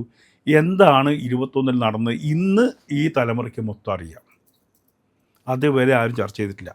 ഈവൻ ഞാൻ രാമസിംഹൻ എന്ന പേരെടുത്തപ്പോൾ ആരായി രാമസിംഹൻ എന്ന് ചോദിച്ചു. അപ്പോൾ 1947 ആഗസ്റ്റ് 2 ജനം ഒന്ന് പോയി. അങ്ങനെയാണ് ആത്മാക്കൾ നമ്മൾ വിട്ടെടുത്തുന്ന ഈ ആത്മാക്കൾക്കൊരു ശാന്തി കിട്ടണമെങ്കിൽ അവരുടെ യഥാർത്ഥ അനുഭവം ഒന്ന് പുറത്ത് വരണം. അത് കാലങ്ങൾ നമ്മളെ തിരിച്ച് കൊണ്ടുവരും. ഇപ്പോൾ കാശ്മീർ ഫയൽസ് ഉണ്ടായ പോലെ 1921 അതിൻ്റെ അടുത്താണ് ഇപ്പോൾ വരുന്നത്. ഇത് വൈക്കം പത്മനാഭപിള്ള വരുന്നത്, ഒരു ധീരയോദ്ധാവ്. അതേപോലെ തന്നെ ഇപ്പൊ താങ്കളിപ്പം രാമസിംഹൻ എന്ന പേര് മാറ്റിയെങ്കിൽ അബൂബക്കർ എന്നൊരു സർനെയിം ഇപ്പോഴും മെയിൻറ്റെയിൻ ചെയ്യുന്നുണ്ടല്ലോ. അതെന്തുകൊണ്ടാണ്? വേണം, ഞാൻ കൺവേർട്ട് ചെയ്തെന്ന് ജനങ്ങൾക്ക് ബോധ്യപ്പെടുത്തണം. നാളെ കൺവേർട്ട് ചെയ്യാനുള്ള ധൈര്യം കൊടുക്കണം, വേണ്ടേ? വെറും ഒരു രാമസിംഹനായി പോയി കഴിഞ്ഞാൽ ആ രാമസിംഹന് കൂടെ അലി അക്ബർ വേണം, അബൂബക്കർ വേണം. എൻ്റെ അച്ഛൻ മാറുന്നില്ലല്ലോ. എൻ്റെ അച്ഛൻ അവിടെ തന്നെ കിടക്കുക. അച്ഛൻ്റെ പേര് മാറ്റാനുള്ള അർഹതയില്ല. എൻ്റെ അബൂബക്കർ തന്നെയാണ്, ഞാൻ അലി അക്ബർ തന്നെയാണ്, ഒപ്പം രാമസിംഹനുമാണ്. ആ ബോധ്യം സമൂഹത്തിൽ ഉണ്ടാവണം. ഒരു ആൾക്ക് അങ്ങനെ ജീവിക്കാൻ പറ്റും. നമ്മളെ പൈതൃകം ഒന്നും വിട്ട് കളഞ്ഞിട്ടല്ല, നമ്മളെ ലൈഫ് ഇതാണ് എന്നുള്ളതാണ് അതിലൂടെ പോയിന്റ് ഔട്ട് ചെയ്യാൻ. എൻ്റെ കുടുംബത്തിൽ 1000-കണക്കിന് ആൾക്കാരുണ്ട്. അവർക്കൊക്കെ ഞാൻ അലി അക്ബർ തന്നെയാണ്. ഞാൻ 16 മക്കളിൽ ഒരാളാണ് ഞാൻ, എൻ്റെ അച്ഛൻ്റെ. അത്രയും വലിയൊരു കുടുംബമാണ് എൻ്റെത്. അതിൽ ഞാൻ മാത്രമേ ഹിന്ദുമതം സ്വീകരിച്ചിട്ടുള്ളൂ. ബാക്കിയൊക്കെ മുസ്ലിങ്ങളായിട്ടാണ് നിൽക്കുന്നത്. എനിക്ക് അവരോട് യാതൊരു വിരോധമില്ല. ഒരു മുസ്ലിങ്ങളോടും എനിക്ക് വിരോധമില്ല. ഫാമിലിയിൽ സാറ് മാത്രമേ ഉള്ളൂ? വൈഫ്, ഞാൻ, എൻ്റെ വൈഫ്, മക്കള്, അവരെല്ലാം ഹിന്ദുമതത്തിന്റെ ഭാഗമായിട്ട്. അത് അവരുടേതായിട്ടുള്ള ഒരു സ്വന്തം തീരുമാനത്തിലാണോ? ഡാഡി മാറുന്നു അങ്ങനെയല്ല. ഞാൻ പറഞ്ഞിപ്പം ഞാൻ ഗീത പഠിച്ചിട്ട് ആണ് ഹിന്ദുമതത്തെ അറിയുന്നത്. ആ ഗീത വീട്ടിൽ കൊണ്ടുവച്ചപ്പോൾ ഭാര്യ വായിച്ചിട്ടാണ് ഗീത അവൾ പഠിക്കുന്നത്. അങ്ങനെ രണ്ടുപേരും കൂടി, ഇതൊരു മതമല്ലല്ലോ, ഹിന്ദു ഒരു മതമല്ലല്ലോ, അതൊരു കൾച്ചറല്ല, സംസ്കാരമാണ്. അപ്പോൾ അത് മനസ്സിലാക്കി ഞങ്ങൾ പറഞ്ഞു, ഈ രണ്ടിനേക്കാളും ഞങ്ങൾ പിന്തുടരുന്ന, അവൾ ക്രിസ്ത്യാനിയായിരുന്നു, ഞാൻ മുസ്ലിമായിരുന്നു, ഇതിനേക്കാളും ജീവിക്കാൻ ഉതകുന്ന അല്ലെങ്കിൽ നമ്മുടെ വളർച്ചയ്ക്ക് ഉതകുന്ന ഒന്നാണ് ഈ സംസ്കാരം. നമുക്കതിലേക്ക് ഇപ്പം എനിക്ക് തോന്നുന്നു സാർ ഇപ്പം മാരി ചെയ്തത് ക്രിസ്ത്യാനി ആയിട്ടുള്ള ഒരാളെ കല്യാണം. അപ്പൊ ആ സമയം മുതൽ ഈ ജാതി മതം എന്ന് പറയുന്ന ഒരു സംഗതിയിൽ ഫോക്കസ്ഡ് ആയിരുന്നില്ല. ഇല്ല, കാരണം എൻ്റെ ആദ്യത്തെ സിനിമ കൊമേഴ്സ്യൽ സിനിമ മുഖമുദ്രയാണ്. അതിൽ 2 തിലകന് ഡബിൾ റോളാ. ഒരു തിലകൻ കള്ളനും ഒരു തിലകൻ പോലീസുമാണ്. അതിൽ കവിയൂർ പൊന്നമ്മ ഹിന്ദു ഭാര്യ, മറ്റാൾ വരെ കൊച്ചു ത്രേസ്യ. അപ്പോൾ എൻ്റെ സിനിമയിൽ എല്ലാ സിനിമയിലും ജാതി അതല്ലെങ്കിൽ മതം അതിൻ്റെ വേരുകൾ അറുക്കുന്ന സിനിമയെ ഞാൻ ചെയ്തിട്ടുള്ളൂ. ഓക്കെ. പരസ്പര സ്നേഹം. അതിനി ഗ്രാമപഞ്ചായത്ത് എടുത്ത് നോക്കൂ, നായരും വിളക്കിത്തല നായരും തമ്മിലുള്ള പ്രശ്നം. അതെ അതെ അതെ അതെ. അപ്പം ചെറിയ സിനിമയാണ്, പക്ഷെ അതിനകത്ത് വളരെ വലിയൊരു കണ്ടന്റ് ഉണ്ടാവും എപ്പോഴും സമൂഹത്തിന് ഉപകരിക്കുന്നത്. കാരണം ഇതിൽ ജാതിയിലോ മതത്തിലോ ഒന്നും പ്രശ്നമില്ല. അതെ. ഇപ്പം ഞാൻ ഹിന്ദു ആയതുകൊണ്ട് ഞാൻ മറ്റുള്ളവരെ വെറുക്കണമെന്നില്ല. അതെ. പക്ഷേ ഞാൻ ഹിന്ദു ആയതുകൊണ്ട് എന്നെ വെറുക്കുന്ന ഒരുപാട് പേരുണ്ട്. അതിപ്പോ ഈ ഒരു കൺവേർഷൻ വന്നതിന് ശേഷം ഇപ്പൊ ഇങ്ങനെ ഒരു തീരുമാനമെടുത്ത സമയത്തില്ലേ വലിയ രീതിയിൽ ഭയം തോന്നിയിട്ടില്ലേ? കാരണം മുസ്ലിം കമ്മ്യൂണിറ്റിയിൽ നമ്മളിപ്പോൾ നോക്കുകയാണെന്നുണ്ടെങ്കിൽ കമ്മ്യൂണിറ്റിക്ക് അകത്ത് നിൽക്കുകയാണെങ്കിൽ പോലും വിമർശിക്കുന്നവരെ വെറുതെ വിടാറില്ല. ഇനി പുറത്ത് നിന്ന് വിമർശിക്കുന്നവർക്കാണെങ്കിൽ കുറച്ചുകൂടി അധികം ഭീഷണികളും പ്രശ്നങ്ങളും ഒക്കെ നേരിടുന്ന ഒരു സമയമാണെന്ന് കരുതാം. അങ്ങനെ ഇരിക്കും രാമസിംഹൻ എന്ന് പറയുന്ന പേര് തന്നെ ഇതുപോലെ വിഷമിക്കപ്പെട്ട അല്ലെങ്കിൽ അതുപോലെ വധിക്കപ്പെട്ട ഒരു മനുഷ്യന്റെ ഇതാണല്ലോ. ആ ഒരു ഭയം ഉണ്ടായിട്ടില്ലേ? അത് ഗീത പഠിച്ച പിന്നെ ഭയം ഉണ്ടാവില്ല. നമ്മൾ അർജുനൻ ഭയപ്പെട്ട് നിന്നു ആദ്യം. ഒന്നാമത്തെ അധ്യായത്തിൽ അർജുന വിഷാദയോഗമാണ്. അർജുനൻ എന്താ ഭയപ്പെട്ടത്? തൻ്റെ ബന്ധുമിത്രാദികളാണ് ചുറ്റും, അവരെ ഞാൻ കൊല്ലണോ, അവരെന്നെ കൊല്ലുമോ, അവർ ശക്തരല്ലേ, എന്നെ എല്ലാം കൊണ്ടും ഭയപ്പെട്ട് നിൽക്കുമ്പോഴാണ് കൃഷ്ണൻ പറയുന്നത്, അർജുന നീ ശരീരം മാത്രമേ ഉള്ളൂ, അത് എപ്പോഴായാലും നശിച്ചു പോകുന്നതാണ്, നിൻ്റെ ആത്മാവാണ് നീ നോക്കേണ്ടത് എന്ന് പറഞ്ഞത്. അപ്പം നമ്മൾ നശിച്ചു പോകുന്നൊരു ശരീരം, നമ്മളെ ആത്മാവിനെ ശുദ്ധീകരിക്കുക എന്നുള്ളതാണ്. ശരീരം കൊണ്ട് നമുക്ക് എന്തും ചെയ്യാം, ശരീരം ഇല്ല നാളെ പോകും. പക്ഷേ ഈ രാമസിംഹം നാളെ ഉണ്ടാവും. അതൊരു ചരിത്രം. അല്ലെങ്കിൽ ഈ എന്നെ ഇപ്പോൾ പുറത്ത് കാണിച്ചില്ലെങ്കിലും എന്നെ ഉൾക്കൊള്ളുന്ന ആയിരക്കണക്കിന് ഒരുപാട് പേരുണ്ട്. അവർക്കാണ് നമ്മൾ എപ്പോഴും ഒരു നിർദ്ദേശം കൊടുക്കുന്നത്. പിന്നെ പണ്ടൊന്നും ഞാൻ തിരിച്ചു പറയില്ല, ഇപ്പം ഞാൻ തിരിച്ചു പറയാൻ തുടങ്ങി. കാരണം ഈ ഫേസ്ബുക്കിലൊക്കെ അത്രമാത്രം തെറിയാ, രാവിലെ മുതൽ എനിക്ക് തെറിയേക്കുക. തിരിച്ച് ഇപ്പം നമ്മൾ തെറി കേട്ട് മിണ്ടാതിരിക്കുമ്പോൾ നന്നായിട്ട് ഇങ്ങോട്ട് ഇങ്ങനെ കയറി വരും. ഇപ്പം തിരിച്ച് ഞാൻ അങ്ങോട്ട് പറയാൻ തുടങ്ങിയിട്ടുണ്ട്. കാരണം അവൻ പറയുന്ന അതേ ഭാഷ ചിലപ്പോൾ നമുക്ക് ഉപയോഗിക്കേണ്ടി വരും. അപ്പോൾ അങ്ങനെ വരുമ്പം പിന്നെ വിട്ടിട്ട് പോകും. കാരണം ഇയാളോട് പണ്ട് കാര്യമില്ല, ഞാൻ TP സെൻകുമാർ സാറ്, അങ്ങനെ കുറച്ച് ആൾക്കാരേ ഉള്ളൂ ഇങ്ങോട്ട് കിട്ടിയാൽ തിരിച്ചങ്ങോട്ട് കൊടുക്കുന്നത്. ബാക്കി സംസാരിക്കാൻ തുടങ്ങിയിട്ടുള്ള അല്ല, തിരിച്ച് ഈ തെറി പറഞ്ഞാൽ തിരിച്ചങ്ങോട്ട് നിൻ്റെ അച്ഛൻ വിളിച്ചാൽ എൻ്റെ അച്ഛൻ വിളിച്ചാൽ നിൻ്റെ അച്ഛൻ എന്ന് പറയാനുള്ള. ഈ ഗർഭാപ്പസിയുടെ വാർത്ത വന്ന സമയത്ത് അലി അക്ബർ എന്ന് പറയുന്ന ഒരു സംവിധായകനെ കുറിച്ചിട്ടാണ് കേരളത്തിലെ മാധ്യമങ്ങൾ മുഴുവൻ ചർച്ച ചെയ്തത്. അപ്പം അതിനുശേഷം ഈ ഹിന്ദു മതത്തിലേക്ക് വന്നതിന് ശേഷം ക്രിയേറ്റിവിറ്റി ഭയങ്കര ലോ ലെവലിലേക്ക് പോയി, അങ്ങനെ ഒരു തോന്നല് അതുണ്ട്, സത്യമാണ്. കാരണം പറഞ്ഞാൽ ഇപ്പം ഞാൻ 2016 വരെയും എനിക്ക് സ്റ്റുഡിയോ ഉണ്ട്, എല്ലാ ഫെസിലിറ്റീസും എൻ്റെ വീട്ടിലുണ്ട്, സിനിമകൾ ചെയ്തുകൊണ്ടിരുന്നതാണ്. ഇപ്പം എൻ്റെ സിനിമ അല്ലെങ്കിൽ പോലും ഒരു 4-5 സിനിമയുടെ പോസ്റ്റ് ഷൂട്ടിംഗ് വർക്കുകൾ ഞാൻ ചെയ്തുകൊണ്ടിരുന്നതാണ്. ഞാൻ ഇസ്ലാമായി മതം വിട്ടതിന് ശേഷം ഇന്ന് വരെ വേറൊരു വർക്ക് ചെയ്തിട്ടില്ല. അതെന്തുകൊണ്ടാണ് അങ്ങനെ ഒരു ബ്രേക്ക്? കാരണം അതിൽ ഒന്ന് പണം മുടക്കുന്ന, ഇപ്പോൾ സിനിമാക്കാരിൽ പണം മുടക്കുന്നവരിൽ ഏറിയ പങ്കും മുസ്ലിങ്ങളാണ്. രണ്ടാമത് കമ്മ്യൂണിസ്റ്റുകാരാണ്. പക്ഷേ ജോലിയുടെ ഭാഗമായിട്ടും ഇവര് അത് നമ്മൾ പുറന്തള്ളപ്പെടും. ജീവിക്കാൻ ഒരു ഇടം കൊടുക്കാതെ എങ്ങനെ നോക്കണം എന്നുള്ളത്, അത് ഇസ്ലാം എന്ന് നിങ്ങൾ വിചാരിക്കുന്ന ഒരു ചെറിയൊരു ഇതല്ല, അതൊരു പട്ടാളമാണ്. വലിയ രീതിയിലൊരു എന്താ പറയുക, ആക്രമിച്ചുകൊണ്ടേയിരിക്കും മരണം വരെ. മരിച്ചു കഴിഞ്ഞാൽ കമ്മ്യൂണിസ്റ്റുകാർക്കും അങ്ങനെ ഒരു കൾച്ചർ ഉണ്ട്. കമ്മ്യൂണിസവും ഇസ്ലാമും തമ്മിൽ രണ്ടായിട്ട് ഉണ്ട്, അത് ഒന്ന് തന്നെയാണ്, രണ്ടും മതം തന്നെയാണ്. അത് ഇപ്പം സാറ് നോക്കുകയാണെന്നുണ്ടെങ്കിൽ ഇപ്പം റാബിയ ചലിക്കുന്നു എന്ന് പറയുന്ന ചിത്രം, അതുപോലെ തന്നെ മാമലകൾക്കപ്പുറം, ഇതൊക്കെയും അവാർഡൊക്കെ സാറിന് ഒരുപാട് നേടിത്തന്ന ആ ഒരു ലെവലിലായിരുന്നല്ലോ സാറ് നിന്നിരുന്നത്. അപ്പം ഒരു സമയത്തിന് ശേഷം സാറിന് തോന്നിയിട്ടുണ്ട് ഈ അവാർഡ് എന്നൊക്കെ പറയുന്നത് ഭയങ്കര രാഷ്ട്രീയ പ്രേരിതമായിട്ട് മാത്രം? തീർച്ചയായിട്ടും. കാരണം നമ്മുടെ എൻ്റെ ഫസ്റ്റ് സിനിമയ്ക്ക് എനിക്ക് അവാർഡ് കിട്ടുന്നതൊക്കെ ഞാൻ എത്ര വലിയ സിനിമകളോട് മത്സരിച്ചിട്ടാണെന്നറിയോ. ഇപ്പം അന്ന് വലിയ സിനിമക്കാർ ഈ അവാർഡ് പടം ചെയ്യുന്ന സമയത്താണ് ഞാൻ പറഞ്ഞത്. എനിക്കാണെങ്കിൽ പൊളിറ്റിക്കൽ ബാക്കപ്പും ഇല്ല. പക്ഷെ അന്ന് ബുദ്ധദേവ് ഗുപ്തയായിരുന്നു ചെയർമാൻ. അപ്പോൾ അന്ന് കൊടിയേറ്റം ഗോപിയുടെ ഉത്സവ പിറ്റേന്ന് പിന്നെ നമ്മുടെ മോഹൻലാൽ പപ്പടച്ചെട്ടിയായിട്ട് വന്നൊരു സിനിമയുണ്ട്, പാദമുദ്ര. ഇതിനോടൊക്കെ മത്സരിച്ചിട്ടാണ് എനിക്ക് എൻ്റെ ഈ 2.25 ലക്ഷം രൂപയുടെ സിനിമയ്ക്ക് അവാർഡ് കിട്ടുന്നത്. അപ്പോൾ അവിടെ എനിക്ക് അവാർഡ് ഭയങ്കര ഒരു അംഗീകാരം, എനിക്ക് ഭാഗ്യമുണ്ടായി. അതൊരു വളർച്ചയ്ക്ക് സഹായിച്ചിട്ടുണ്ടോ? പിന്നീട് അത് തകർച്ചയ്ക്ക് സഹായിച്ചു. പിന്നെ എന്നെ ഒറ്റപ്പെടുത്തലായി. അതൊരു അസൂയയ്ക്കൊരു കാരണമായി. കാരണം അത് അന്ന് ഉണ്ടായിരുന്ന കുറേ ഗടാഗടിയന്മാരുണ്ട്. എനിക്ക് 24 വയസ്സേ ഉള്ളൂ ഈ അവാർഡ് മേടിക്കുമ്പോൾ. ഈ ഗടാഗടിയന്മാർ ഇവൻ വളർന്നു വന്നാൽ ശരിയാവില്ല. KSFDC എന്നൊക്കെ എന്നെ ഉപദ്രവിച്ച ആൾക്കാർ. ഞാൻ പാനലിൽ സാറിനിൽ അന്ന് അവാർഡ് കിട്ടിക്കഴിഞ്ഞാൽ പാനലിൽ വരും. ഏറ്റവും കൂടുതൽ KSFTCയിൽ വർക്ക് ചെയ്ത ആളാണ് ഞാൻ. ഏറ്റവും കൂടുതൽ അവിടുത്തെ വർക്കുകൾക്ക് ലാഭം ഉണ്ടാക്കി കൊടുത്തതാണ്. പിന്നീട് കമ്മ്യൂണിസ്റ്റ് പാർട്ടിക്ക് എന്നോട് അങ്ങനെയാണ്, ഞാൻ കമ്മ്യൂണിസ്റ്റ് ആയിരുന്നു. അതെ, സാർ ആദ്യം കമ്മ്യൂണിസ്റ്റ് പാർട്ടിയിൽ പ്രവർത്തിച്ചിരുന്നു, അത് കഴിഞ്ഞ് AAP-യിൽ സാർ പ്രവർത്തിച്ചിരുന്നു. AAP-യിൽ 15 ദിവസമേ ഉള്ളൂ. 15 ദിവസം കൊണ്ട് അവരെനിക്ക് ഞാൻ അപ്പം തന്നെ റിസൈൻ ചെയ്ത് അതിന് കാരണം ബോധ്യപ്പെടുത്തി. അതിനുശേഷമാണല്ലോ സാർ BJP എന്ന് പറയുന്ന BJP-യിൽ 16 വരുന്നത്. അതിനുശേഷം സാർ അതിനകത്ത് റിവീൽ ചെയ്തു. അല്ല, അതൊന്നും പോയി. അതൊന്നും ഞാൻ റിസൈൻ. ഞാൻ ചോദിക്കട്ടെ, ഇത് BJP-യിൽ നിന്ന് റിസൈൻ ചെയ്തു എന്നതുകൊണ്ട് ഒരുപക്ഷെ ആ പാർട്ടിയുടെ ഒപ്പം അല്ല എന്ന് പറയാം? അല്ല, ആ പാർട്ടിയുടെ ഒപ്പം തന്നെ, ഞാൻ മോദിജിയുടെ ഒപ്പം തന്നെയാണ്, ആ ആശയങ്ങൾക്കൊപ്പം തന്നെയാണ്. എനിക്ക് രാഷ്ട്രീയക്കാരനായിട്ട് ആ രാഷ്ട്രീയത്തിൻ്റെ, പ്രത്യേകിച്ച് കേരളത്തിലെ ആ രാഷ്ട്രീയത്തിൽ അന്ന് ഉണ്ടായിരുന്ന നേതൃത്വമായിട്ട് എനിക്ക് യോജിച്ചു. എന്തുകൊണ്ടാണ് ഇങ്ങനെ ഒരു അവിടെ നിന്ന് ഇങ്ങോട്ട്, അത് കഴിഞ്ഞ് പിന്നെ അങ്ങോട്ട് അങ്ങനെ ഒരു ഷിഫ്റ്റ് വന്നത് എന്തുകൊണ്ടാണ്? ഷിഫ്റ്റ് വന്നിട്ടുണ്ടെങ്കിൽ നമുക്ക്, അതായത് എന്നെ സംബന്ധിച്ചോളം ഒരു പൊളിറ്റിക്കൽ മൈൻഡല്ല, ഞാൻ കലാകാരനാണ്. അപ്പോൾ ഒന്ന് അതിലുള്ള ഈ കളികളുണ്ടല്ലോ രാഷ്ട്രീയത്തിലുള്ള, എല്ലായിടത്തും പൊളിറ്റിക്സ് ഉണ്ട്. അപ്പോൾ ആ കളികളിലോട് യോജിച്ച് പോകാൻ പറ്റില്ല. ഞാൻ എങ്ങനെയാണ് ₹1 മോഷ്ടിക്കുന്ന സ്വഭാവം എനിക്കില്ല. ഈവൻ കൂലി പോലും ചോദിച്ചു വാങ്ങാത്ത ഒരു സംവിധായകനായിരുന്നു ഞാൻ. അതുകൊണ്ട് പരാജയമാണ് ആ കാര്യത്തിൽ, ബിസിനസ്സിൽ പരാജയമാണ്. അപ്പോൾ രാഷ്ട്രീയത്തിൽ അങ്ങനെയല്ല, രാഷ്ട്രീയത്തിന് ചില എന്താ അഡ്ജസ്റ്റ്മെൻറ്റുകളുണ്ട്. ആ അഡ്ജസ്റ്റ്മെൻറ്റുകളായിട്ട് പോകാൻ പറ്റാത്തതുകൊണ്ട് തന്നെയാണ് അത്. ശരിക്കും കമ്മ്യൂണിസത്തിലേക്ക് ആകർഷിക്കപ്പെട്ടത് എന്തുകൊണ്ടാണ്? കമ്മ്യൂണിസത്തിൽ ആകർഷിക്കപ്പെട്ടത്, ഞാൻ വയനാട്ടുകാരനാണ്.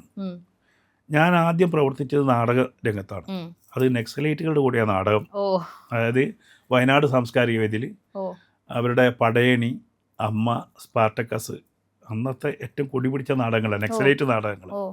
അതിൽ പടയണിയിലെ ഒരു മെയിൻ ക്യാരക്ടറാണ് ഞാൻ 8ാം ക്ലാസ് പഠിക്കുമ്പോൾ. ആ സമയത്ത് ഭരണകൂടത്തിന്റെ ഭാഗത്തുനിന്ന് പ്രശ്നങ്ങളൊക്കെ എല്ലാം ഉണ്ടായിരുന്നു. ഞങ്ങളെ അതിൽ അറസ്റ്റ് ചെയ്യപ്പെടാതെ രക്ഷപ്പെട്ട ഒരാൾ ഞാൻ മാത്രമേ ഉള്ളൂ. കാരണം എൻ്റെ പേരിൽ വേറൊരാളുണ്ടായിരുന്നു, എൻ്റെ അളിയനാണ് അലി. അലീനെ അറസ്റ്റ് ചെയ്തപ്പോൾ അന്ന് അവർ പേര് വെട്ടി, അലീനെ അറസ്റ്റ് ചെയ്തല്ലോ എന്നുള്ളത്. അലി അക്ബർ എന്നുള്ളത് എല്ലാവരും എന്ന് അലീന്നാണ് വിളിക്കാറ് നാട്ടിൽ. അപ്പോൾ അലീനെ അറസ്റ്റ് ചെയ്തപ്പം അലിയുടെ പേര് വെട്ടി. അങ്ങനെ രക്ഷപ്പെട്ട ആളാണ്. ബാക്കി എൻ്റെ കൂടെ ഉണ്ടായിരുന്ന അല്ല, ഒരാൾ സൂയിസൈഡ് ചെയ്തു, എല്ലാം നശിച്ചുപോയി. അവരൊന്നും നാട് മാറ്റാൻ നിന്നിട്ട് നാട് മാറിയില്ല. അന്ന് എൻ്റെ കൂടെ ഉണ്ടായിരുന്ന ഈ നിരപരാധികൾ, ഈ മത്തൽ കൊലപാതകം നടക്കുമ്പം ഞങ്ങൾ വൈകുന്നേരം ചായ കുടിച്ച് ഇരിഞ്ഞു പോയ ആൾക്കാരാണ് കൊല്ലുന്നത്. അവർ രക്ഷപ്പെട്ടു. പക്ഷേ പിടിക്കപ്പെട്ടത് അതാണ് മാമലക്ക് അപ്പുറത്തിട്ടോ സബ്ജക്റ്റ്. ആ ഒരു സബ്ജക്റ്റാണ് ഞങ്ങൾ റിയൽ സബ്ജക്റ്റ്. നിരപരാധികളായ കുറേ മനുഷ്യർ നാടക ഭ്രാന്ത് മൂത്തിട്ട് ഈ നാടകം കളിക്കാൻ പോകുന്നു. അതിനിടയിലാണ് ഈ ആക്ഷൻ നടക്കുന്നത്. ആക്ഷൻ നടന്നു കഴിഞ്ഞിട്ട് ഈ പ്രതികളെല്ലാവരും രക്ഷപ്പെടുന്നു. നിരപരാധികളായിട്ടുള്ള കട്ടം വലിക്കാൻ വന്നവർ വരെ, ഇത് നാടകത്തിന് കട്ടം വലിക്കാൻ വരുന്നതിനെ അടികൊണ്ടിട്ട്, പ്രതിന്ന് മാത്രമല്ല ക്രൂരമായ മർദ്ദനമായിരുന്നു അന്ന്. അതായത് ബത്തേരി പോലീസ് സ്റ്റേഷനിലുള്ള നിലവിളി കുപ്പാടിയിൽ കേൾക്കുമായിരുന്നു. അവിടുന്ന് 4 കിലോമീറ്റർ. അത്രയും ക്രൂരമായിട്ടുള്ള മർദ്ദനമാണ് അന്ന് നടത്തിയത്. അതെല്ലാവരും പോയി തകർന്ന് തരിപ്പണമായി. പിന്നെ അവർ കഞ്ചാവായി, മദ്യമായി. ഈ വിപ്ലവം എന്ന് പറഞ്ഞിട്ട് ഇപ്പം ഈ മാമലകൾക്കപ്പുറം ആ സിനിമ ചെയ്യുന്ന സമയത്തൊക്കെ അപ്പോൾ സാറ് എനിക്ക് തോന്നുന്നു കമ്മ്യൂണിസ്റ്റ് ആയിരുന്നു തോന്നുന്നു.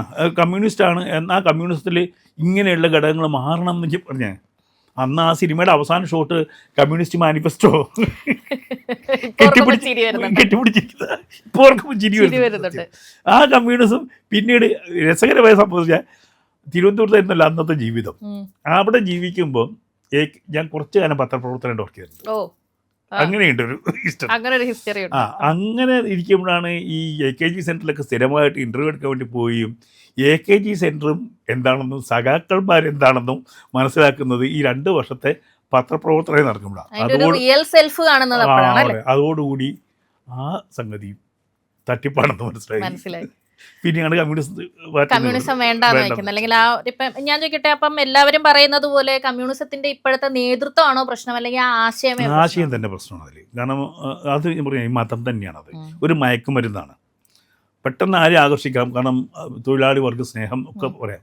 പക്ഷേ തൊഴിലാളി വർഗത്തോട് ഒരു സ്നേഹമില്ല. പിന്നീട് നമ്മൾ റഷ്യൻ ചരിത്രം പഠിച്ചപ്പോഴും എങ്ങനെയാണ് സ്റ്റാലിനൊക്കെ മനുഷ്യരെ കൊന്നെന്ന് പഠിക്കുമ്പോഴാണ് മനസ്സിലാക്കുന്നത് ഒരു മനുഷ്യ സ്നേഹമില്ലാത്ത ഒരു വിഭാഗമാണ്.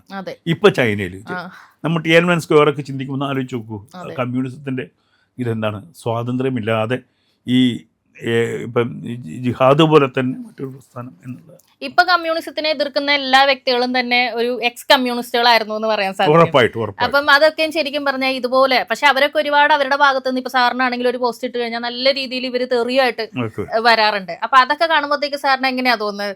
പുച്ഛമാണോ തോന്നുന്നത്? നിന്നെക്കാട്ടിയും വലിയ സഖാവായിരുന്നു പണ്ട്. ഞാൻ ഈ ഇലക്ഷൻ സമയത്ത് 10 ലിറ്ററിന്റെ 2 കന്നാസ് ചാരായമായിട്ട് ആദിവാസി കൊണ്ട് പോയിട്ട് അവരെ കുടിപ്പിച്ച് കിടത്തി അവിടെ കാവലിരുന്ന് പിറ്റേന്ന് ഈ പല്ലക്ക് ചുമക്കുന്ന മാതിരി ആദിവാസികളെ കൊണ്ടുപോയി വോട്ട് ചെയ്യിച്ച് ആളാ ഞാൻ അന്ന് പാർട്ടിക്ക് വേണ്ടിയിട്ട്. എത്രയോ പാർട്ടിക്ക് വേണ്ടി എത്രയോ ജീപ്പിന്റെ ടയർ കുത്തി കയറിയ ആളാ ഞാൻ. ഞാൻ SFI ലീഡറായിരുന്നു, സ്കൂളിൽ SFI ലീഡറായിരുന്നു ഞാൻ. അപ്പോൾ തിരിഞ്ഞു നോക്കുമ്പോൾ ഞാൻ ചെയ്ത തോന്നിവാസങ്ങൾ, ഇപ്പം എന്ത് ദ്രോഹം ഞാൻ ചെയ്തെന്നുള്ളത്, അന്ന് ഒരു ആവേശമാണ് വിപ്ലവം. ആ വിപ്ലവത്തിൻ്റെ ആവേശത്തിന് നമ്മളിതൊക്കെ ചെയ്തതാണ്. ഞാനിത് ചോദിച്ചു, എനിക്ക് അന്നും ഒരു മനസാക്ഷിയുടെ പ്രശ്നമുണ്ട്. ഞാൻ അവിടുത്തെ സഖാവിനോട്, മരിച്ചുപോയി അദ്ദേഹം, സഖാവിനോട് വെച്ച് നമ്മൾ ഈ ചാരായം കൊടുത്ത് വോട്ട് വാങ്ങിക്കുന്നത് ശരിയല്ലല്ലോ സഖാവേ, അത് എങ്ങനെ നമ്മൾ ന്യായീകരിക്കുന്നു പറയുമ്പോൾ അദ്ദേഹം പറഞ്ഞു, ഒരു പ്രബലനായിട്ട് ഒരു ശത്രുവിനെ നേരിടാൻ ഏത് കുതന്ത്രങ്ങളും ഉപയോഗിക്കാം. അന്നേ ക്യാപ്സുകളൊക്കെ ഇങ്ങനെ ഉണ്ടാക്കാറുണ്ട് ഇവരല്ലേ? അന്നേ ഉള്ള ക്യാപ്സുകൾ അത് തന്നെയാണ് ഇസ്ലാമിലുള്ളത്, ഈ പറയുന്ന ജിഹാദിലുള്ളത്. പ്രമുഖനായിട്ടുള്ള ഒരു ശത്രുവിനെ ഏത് രീതിയിലും തക്കിയ എന്ന് പറയുന്നതല്ലേ, നിങ്ങളെ മുഖത്ത് നോക്കി ചിരിക്കുക, സമയം കിട്ടുമ്പോൾ കുത്തുക. ഒരുപക്ഷെ ഈ കോളേജ് പിള്ളേരും അല്ലെങ്കിൽ ഈ പുതിയതായിട്ട് രാഷ്ട്രീയം തുടങ്ങുന്ന ആൾക്കാരും ഒക്കെ പെട്ടെന്ന് കമ്മ്യൂണിസത്തിലേക്ക് ആകർഷിക്കപ്പെടുന്ന ഇതുപോലുള്ള കാര്യങ്ങൾ.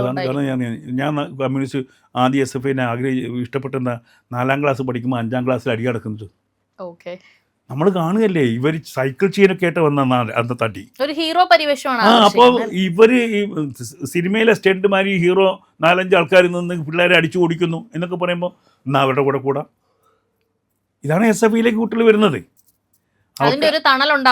തണലുണ്ടാകും, അത് കാണാൻ ഒരു ആവേശം, എന്നിട്ട് ഇവരത് ചാടും, എന്നിട്ട് അവർ ജീവിതം ഇല്ലാണ്ടാക്കും, അവനവന്റെ ജീവിതം അല്ലാതാക്കും.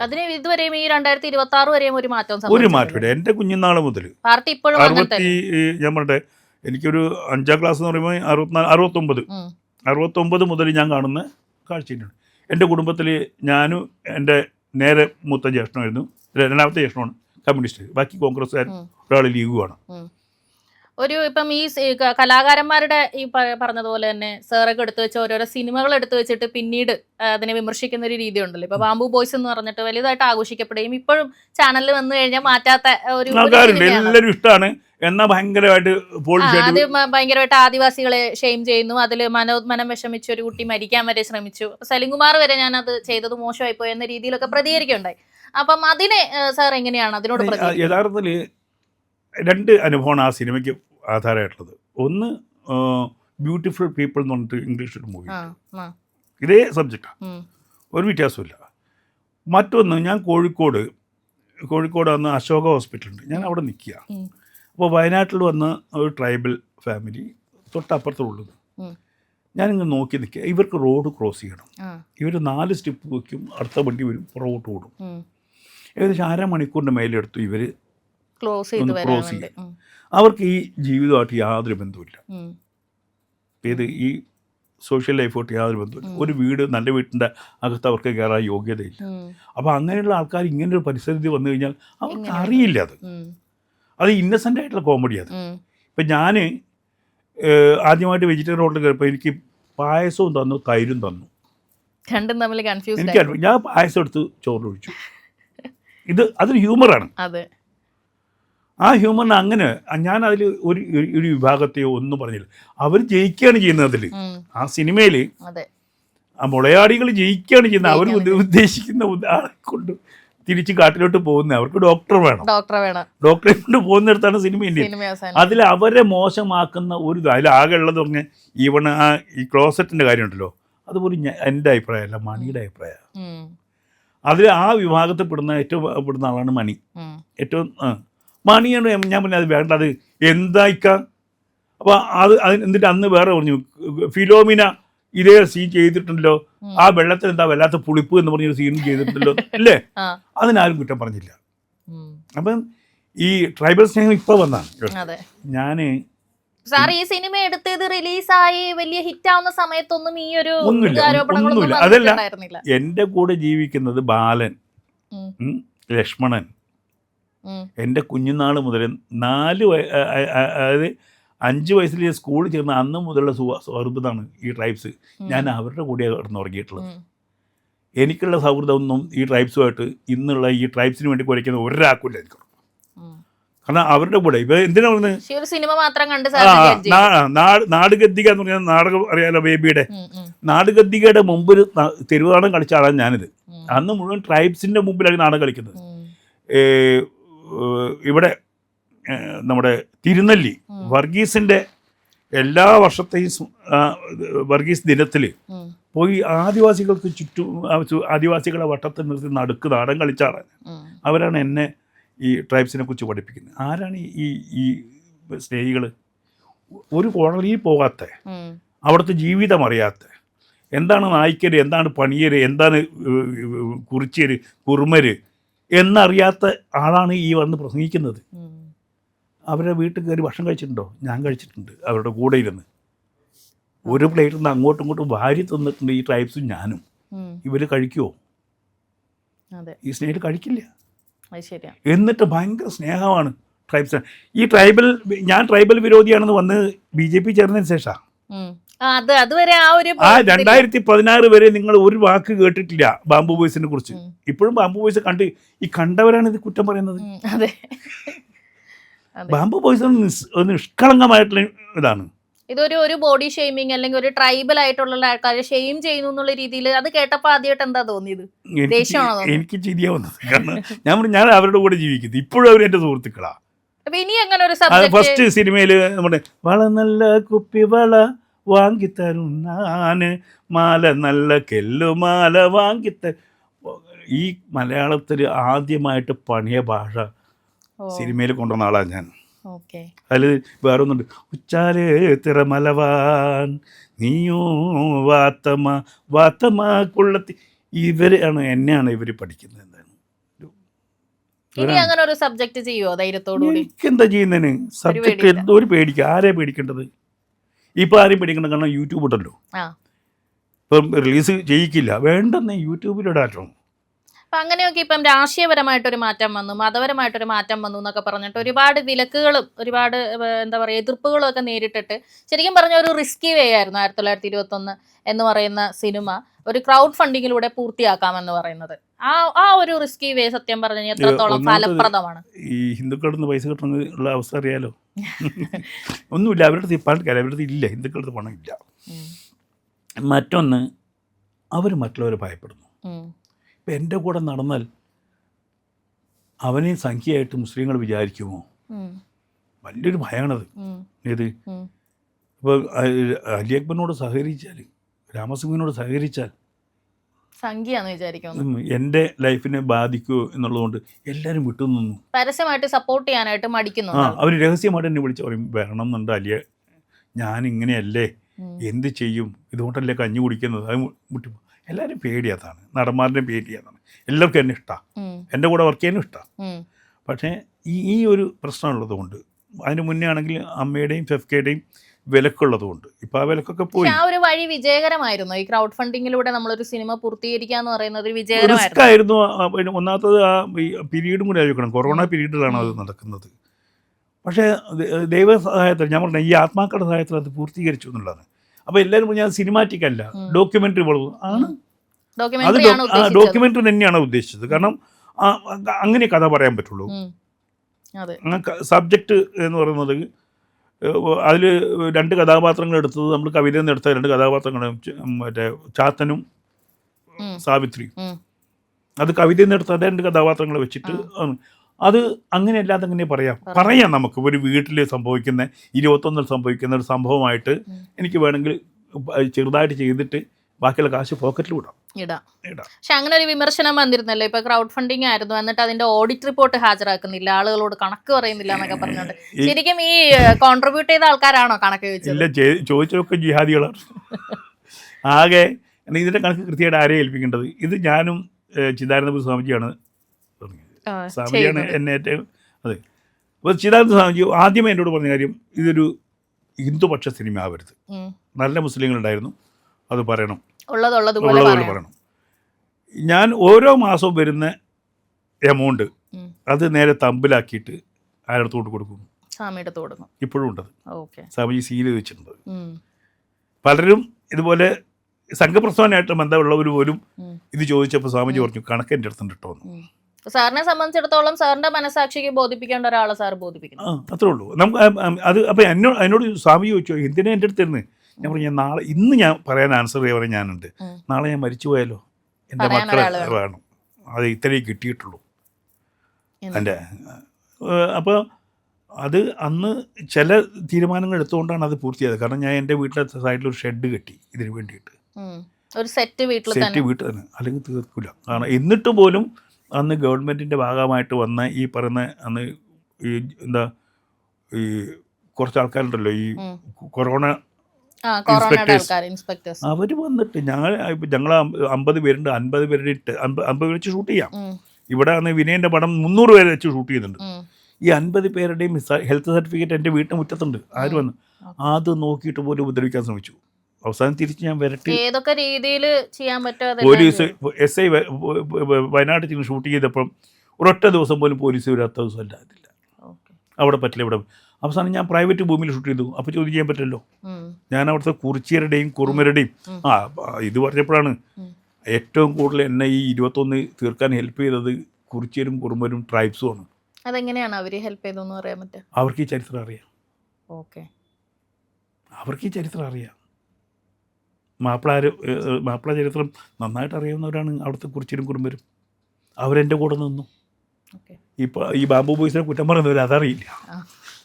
ചെട്ടിമാർ, അവിടുത്തെ അമ്പലവല്ലി ഭാഗത്തുള്ള ചെട്ടിമാരുടെ എസ്റ്റേറ്റിലൊക്കെയാണ് ഏറ്റവും കൂടുതൽ ഷൂട്ട് ചെയ്തത്. ഇത് ഈ ഒരു പറയുന്ന ഒരു ബഡ്ജറ്റിനുള്ളിൽ തീർക്കാൻ സാധിച്ചോ, അല്ലെങ്കിൽ കഷ്ടപ്പെട്ടു. കടം വന്നില്ല, പക്ഷെ ഒരു സുഹൃത്ത് സഹായിച്ചു എന്നെ. അയാൾ 25 ലക്ഷം രൂപ തന്നു. ഒരു വ്യക്തി തിരിച്ചു കൊടുക്കണ്ടാത്ത പൈസയാണ്. തിരിച്ച് ഞാൻ കൊടുക്കാൻ ചെന്നപ്പോൾ പറഞ്ഞത് വേണ്ട, അത് അവിടെ നിൽക്കട്ടെ എന്ന് പറഞ്ഞു.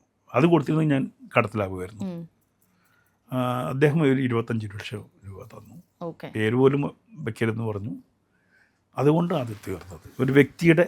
പിന്നെ കുറച്ച് നമ്മുടെ ഈ എന്താ പറയുന്നത് സന്യാസി സമൂഹത്തിൽ നിന്നുള്ള കുറച്ച് ഹെൽപ്പ് ഉണ്ടായി. നാളെ ഇപ്പം ക്രിയേറ്റേഴ്സ് ഇപ്പം പ്രൊഡ്യൂസേഴ്സ് ഒന്നും വേണ്ടാന്ന് പറഞ്ഞിട്ട് ഈ ഒരു വഴി ചൂസ് ചെയ്യുകയാണെന്നുണ്ടെങ്കിൽ സാർ അത് ഓക്കെ അങ്ങനെ ചെയ്തോ? നല്ലതായിരിക്കും. ഇന്നിപ്പോൾ ഭയങ്കര സങ്കടം എനിക്ക്. അന്ന് ഉണ്ടായിരുന്നെങ്കിൽ ആ സിനിമ ഒന്നും കൂടി ഗംഭീരമാക്കാമായിരുന്നു എന്നുള്ളത്.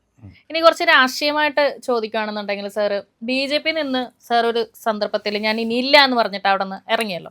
ഈ BJP ഇല്ലെന്ന് പറഞ്ഞു അതിൽ സ്ഥാനമാനങ്ങൾക്കോ നേതൃത്വത്തിനോ കൂടെ പോകും. എന്തുകൊണ്ടാണ്? അതൊരു പഴയ നേതൃത്വമായിട്ടുള്ള വ്യക്തിപരമായിട്ടുള്ള ഒരു വിഷയമാണോ, അല്ലെങ്കിൽ ആശയപരമായിട്ടുള്ള വിഷയമാണോ? വ്യക്തിപരമായിട്ടുള്ള വിഷയം. വ്യക്തിപരമായിട്ടുള്ള പഴയ നേതാക്കളുമായിട്ടുള്ള വ്യക്തിപരമായ വിഷയം തന്നെയാണ്. കാരണം അവർ തുറന്നു പറയാറ്. ഞാൻ കൊടുവള്ളിയിൽ മത്സരിക്കുന്നു. ഞാൻ ആ കൊടുവള്ളിയിൽ മത്സരിക്കുമ്പോൾ ഞാൻ ചെന്ന ഉടനെ അവിടുത്തെ നേതാക്കന്മാരൊക്കെ പറഞ്ഞു ഇവിടെ ഏറി വന്ന ഒരു 6000 വോട്ട്, അതിൽ കൂടുതൽ ഒരു വോട്ടും കിട്ടില്ല, അതുകൊണ്ട് സാർ ഇവിടെ നിന്ന് വന്ന് നിന്ന് അങ്ങ് പോയാൽ മതി. ജഡ്ജ് ചെയ്ത് ആദ്യമേ പറയുവാണ്, അതിനുവേണ്ടി വേറൊന്നും ചെയ്യുന്നില്ല. അപ്പം ഞാൻ പഴയ കമ്മ്യൂണിസ്റ്റുകാരനാണല്ലോ, എങ്ങനെയാണ് വർക്ക് ചെയ്യേണ്ടതെന്ന് എനിക്ക് കൃത്യമായിട്ട് അറിയാം. അപ്പോൾ ഞാൻ തിരിച്ചു പറഞ്ഞു ഞാനാണ് കൺവീനർ, ഒരാളെ സ്ഥാനാർത്ഥി കഴിഞ്ഞ് കൺവീനറാണ്, ഞാൻ ഡിസൈഡ് ചെയ്യും, നിങ്ങൾ വർക്ക് ചെയ്യണം. അങ്ങനെ ഞാനും അവിടുത്തെ കുട്ടികളെയും കൂട്ടി വർക്ക് ചെയ്തു. 11,585 വോട്ട് കിട്ടി. 11,000 വെറും 6000 വോട്ടിൽ നിന്ന് ഡബിളായിട്ട്. അതോടുകൂടി പിന്നെ ഞാൻ അതെന്തുകൊണ്ടാണ് ആ പാർട്ടിക്ക് വിജയിക്കണം അല്ലെങ്കിൽ സ്ഥാനം അങ്ങനെ ഒരു ആഗ്രഹം ഇല്ലെന്ന് പലരും പറയാറുണ്ട്? സത്യമാണോ? സത്യമാണ്. ഇപ്പം ഞാൻ പറഞ്ഞത് ഇപ്പം ഈ ഇലക്ഷനിൽ ഇപ്പം അവരോട് പറഞ്ഞാൽ അവർ സമ്മതിക്കില്ല. എൻ്റെ വാർഡിൽ ഒരു പ്രവർത്തനം നടന്നില്ല, വാർഡ് കമ്മിറ്റി ഉണ്ടായിരുന്നില്ല. ഞാൻ BJPക്കാരനാണ് ഇപ്പോഴും. ഇത് ഒരു ബേസിക് തലത്തിലുള്ള പ്രവർത്തനം നടക്കാറില്ല. ഈ എന്താ പറയുക ബൂത്ത് കമ്മിറ്റികളില്ല. ഈ വരുന്ന മത്സരിക്കുന്നത് 5 കൊല്ലം കൂടുമ്പോൾ മത്സരിക്കുന്ന ചിലയിടത്ത് പണം ഉണ്ടാക്കാനാണ്. തുറന്നു പറയാലോ. ഇലക്ഷന്റെ പേരിൽ ഇവിടെ BJP ശരിക്കും ഫണ്ട് കൊടുക്കുന്നുണ്ടോ? അപ്പോൾ ഇലക്ഷന് സെൻറ്ററിൽ നിന്ന് വരുന്നൊരു ഫണ്ട് ഉണ്ട്. അതുകൂടാതെ പിരിവെടുക്കുന്നില്ലേ, അതാത് പ്രദേശത്ത് പിരിവെടുക്കുന്നില്ലേ, അതിലൊരു 10-1 ചിലവാക്കിയാൽ മതി. ജയിക്കണമെങ്കിൽ മുഴുവൻ ചിലവാക്കണം. ജയിക്കണ്ടെങ്കിൽ അത്രയും ചിലവാക്കണ്ട. എത്ര കയ്യിലേക്ക് നമുക്ക് മാറ്റി വയ്ക്കാൻ പറ്റുന്നു? ഈ ഒരു വിഷയം ശരിക്കും പാർട്ടിയുടെ ഉള്ളിൽ സംസാരിച്ചില്ലേ, ഇത് പരിഹരിച്ചു പോകാൻ വേണ്ടി? ഇല്ല, കാരണം ഈ എല്ലാവരും കൾപ്പിട്ടാകുമ്പോൾ നമുക്ക് എന്തെങ്കിലും പറ്റും, ആരോട് സംസാരിക്കാനാണ്? സംസാരിക്കാനുണ്ട്. സാറ് ഇറങ്ങിയതിന് ശേഷം പാർട്ടിയിൽ തന്നെ വലിയ രീതിയിലുള്ള മാറ്റങ്ങൾ വന്നു, പാർട്ടിയുടെ നേതൃത്വം മാറി. അതുപോലെ തന്നെ സുരേഷ് ഗോപി സാറ് കേന്ദ്രമന്ത്രിയായി, MP ആയി, 3 MLA വന്നു, തിരുവനന്തപുരം കോർപ്പറേഷൻ പിടിച്ചു. ഈ രീതിയിൽ പെട്ടെന്ന് പാർട്ടിക്ക് ഒരു വളർച്ച വരെ ഉണ്ടായി. ആ സമയത്ത് ഒരു നിരാശ തോന്നുന്നുണ്ടോ? ഒരിക്കലുമില്ല. തിരുവനന്തപുരത്തെ വളർച്ച ഇത് ഞങ്ങൾ ഉണ്ടാക്കുന്നതാ. നിങ്ങൾ ഉദ്ദേശിക്കുന്ന BJP ഉണ്ടാക്കിയ വളർച്ചയാണത്. ഹിന്ദു കമ്മ്യൂണിറ്റിക്ക് വേണ്ടിയിട്ട് ഞങ്ങൾ വർക്ക് ചെയ്യാൻ തുടങ്ങിയിട്ട് കാലം കുറയായി. ഹിന്ദു ഏകീകരണം എന്ന് ഞാൻ മാത്രമല്ല പറഞ്ഞത്, ഞാൻ പറയുന്നുണ്ട്, ശശികല ടീച്ചർ പറയുന്നുണ്ട്, സന്യാസി സമൂഹം പറയുന്നുണ്ട്. അപ്പോൾ ഹിന്ദു ഏകീകരണം ഉണ്ടാകുന്നത് എങ്ങനെ BJPയുടെ വോട്ടായിട്ട് മാറുന്നത്? ഹിന്ദു ഏകീകരണമാണ് ഇപ്പൊ ശരിക്കും BJPയുടെ ജയത്തിന് ബേസിക് ആയിട്ടുള്ള ഒരു സംഗതി. അത് മാത്രമേ BJP ജയിച്ചു വരണമെങ്കിൽ ഹിന്ദു ഏകീകരണം ഉണ്ടായേ ഒക്കുള്ളൂ. അത് പറഞ്ഞതിനാണ് എന്നോട് പറഞ്ഞത്, നിങ്ങൾ പാലമായി നിൽക്കൂ, മുസ്ലിങ്ങളെ ഇങ്ങോട്ട് കൊണ്ടുവരാൻ.